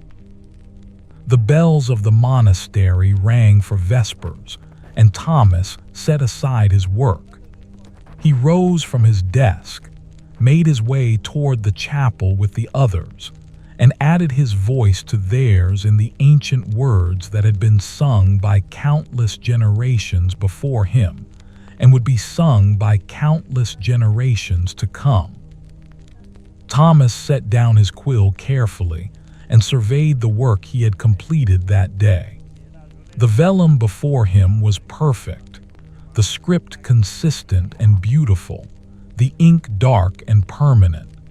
He had been copying the same passage from the book of Proverbs for the past hour, and his hands had found that meditative rhythm where thought and action became indivisible. The afternoon light had shifted in that particular way that suggested evening was approaching. Soon the bell would ring for vespers, and the brothers would gather in the chapel for the final office of the day. Thomas rose from his desk and stretched, feeling the familiar ache in his back that came from hours of sitting hunched over manuscript work. He moved through the Scriptorium, checking on the work of the younger brothers, offering a quiet word of guidance here and there. Brother Edmund was struggling with the formation of a particular letter, and Thomas paused to demonstrate the correct angle of the quill. Brother Cuthbert was working on a beautiful passage from the Psalms, and his concentration was so complete that he did not even look up as Thomas passed. In the corner where Brother William worked, the young monk was copying a gospel passage with the kind of careful attention that suggested his mind was fully engaged with the content of what he was transcribing. Thomas watched him for a moment, satisfied with the progress his protege was making. The work would be well cared for after Thomas was gone. The tradition would continue. Thomas made his way toward the door of the Scriptorium, but he paused at the threshold, turning back to look at the room one more time. The late afternoon light slanted through the narrow windows, casting long shadows across the copying desks. The brazier glowed warmly, providing both heat and the smell of burning wood that had become as familiar to Thomas as his own heartbeat. Shelves lined with manuscripts stretched along the walls, centuries of careful copying, generations of devoted work, knowledge preserved and transmitted through countless individual acts of attention. He thought of Brother Anselm, who had first trusted him with the locked cabinet, and the knowledge it contained. He thought of Brother Oswin, whose wisdom and gentle guidance had shaped his understanding of what it meant to be a custodian of knowledge. He thought of Brother Cormac, whom he had never met but whose vision had set all of this in motion decades ago. And he understood, in a way he had not fully understood before, that he was not the author of this story. He was simply a character in a much larger narrative, one that had begun long before he arrived at the monastery as a frightened boy and would continue long after he departed this life. His role was to receive what had been given to him, to care for it faithfully, and to pass it on to those who came after. The bell for Vespers rang out across the monastery. Thomas turned from the Scriptorium and made his way through the stone corridors toward the chapel. Other brothers passed him in the hallway, moving with the unhurried pace of those accustomed to the rhythms of monastic life. He greeted them with small nods, acknowledging their presence without the need for words. The chapel was already filling with brothers as Thomas entered. The soft light of countless candles illuminated the stone walls, and the air carried the mingled scents of incense and old stone. Thomas moved to his place in the choir and settled himself, waiting for the office to begin. When the bells signaled the opening of the service, the brothers rose as one. The ancient words of the evening office filled the chapel, words that had been sung for centuries, that would be sung for centuries to come. Thomas's voice joined with the others, blending into the unified sound that seemed to make the very stones of the monastery resonate with devotion. Deus in adiutorium meum intend. God, come to my aid. Domine adjuvandum me festina. Lord, make haste to help me. The familiar words flowed from his lips, carrying with them the weight of all the generations that had sung them before. And Thomas felt, in that moment, a profound sense of peace. Not the absence of uncertainty or struggle, but rather the presence of purpose. The understanding that he was part of something that transcended his individual life, something beautiful and meaningful and enduring. The Psalms progressed through their appointed passages. The brothers listened as one of the elder monks read from the scriptures. They sang the responsorial chant. And finally, as the light outside the chapel's narrow windows faded from amber to purple to deep blue, they sang the closing hymn, a prayer for the night, for protection through darkness, for the continuation of the work that would resume again when morning came. When the office concluded, the brothers made their way toward the refectory for the evening meal. It would be simple: bread, cheese, perhaps a thin soup, eaten in silence while one of the younger monks read aloud from the lives of the saints. But Thomas did not go directly to the refectory. Instead, he found himself drawn back to the Scriptorium. The room was dark now, lit only by the pale moonlight filtering through the windows. Thomas moved carefully among the copying desks, his fingers trailing across the smooth wood that had been worn smooth by generations of hands. He paused at his own desk and looked at the completed page of Proverbs. In the moonlight, it seemed almost luminous, the vellum glowing with an inner light. He thought about all the pages he had copied in this room, hundreds, perhaps thousands of them. Each one an individual act of devotion, a small prayer written out in ink and vellum. Each one contributed to the great work of preservation that stretched backward and forward through time. Each one, in its own way, is beautiful. Thomas moved to the locked cabinet and stood before it for a moment. Inside were the texts that had transformed his life, the hidden manuscripts that contained the questions and struggles of faithful thinkers across centuries. They were dangerous texts, in a sense, texts that the church would prefer did not exist. And yet they were precious beyond measure because they maintained the possibility of thinking, the space where genuine faith and genuine intellect could coexist. He did not open the cabinet. There was no need. He knew what was inside. He had read these texts so many times that passages were embedded in his memory, woven into the fabric of his understanding. Instead, he simply stood before the cabinet for a moment, honoring what it contained, thanking those who had preserved it before him, committing himself once again to the work of preservation that would occupy the rest of his life. Then Thomas turned and made his way toward the refectory. The other brothers would be waiting for him, and there was comfort in the community they shared, in the simple rhythm of shared meals and shared work and shared prayer. As he walked through the corridors, his footsteps echoing softly on the worn stone, Thomas found himself thinking about the future. He did not know what it would hold. There would be challenges, certainly, times of difficulty and doubt, moments when the work would seem futile or meaningless. There would be losses, people he cared for would die, and he would mourn them. There would be the slow decline of age, the gradual weakening of the body that had served him faithfully for decades. But there would also be continuity. The work would persist.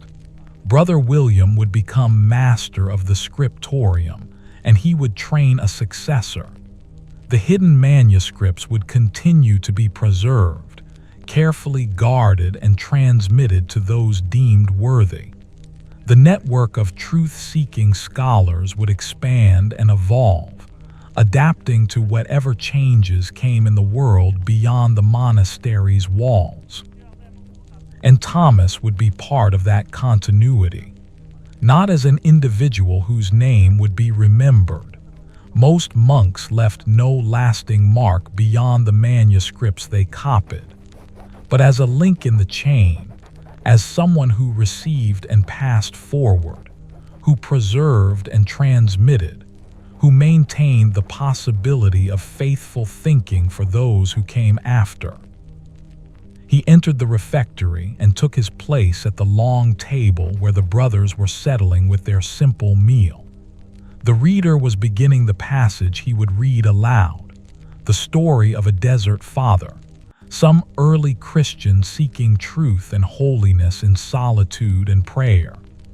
Thomas listened while he ate, and he found comfort in the familiar narrative of struggle and faith, of seeking and questioning, of the long journey toward understanding. When the meal was finished and the brothers began to rise from the table, preparing to make their way toward the dormitory, Thomas remained seated for a moment.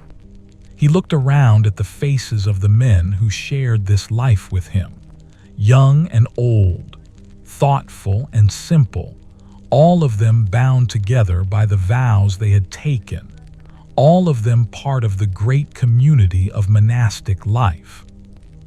He thought of how little these brothers knew about what he actually did in the Scriptorium, about the hidden manuscripts and the networks of correspondence, about the conversations with scholars and the careful preservation of texts that challenged official doctrine. To them, he was simply the master of the Scriptorium, the man responsible for the quality of their copying work and the maintenance of the manuscript collection. And that was fine. That was as it should be. The deepest work was done in silence, in the hidden places, by those who understood the weight of what they were preserving.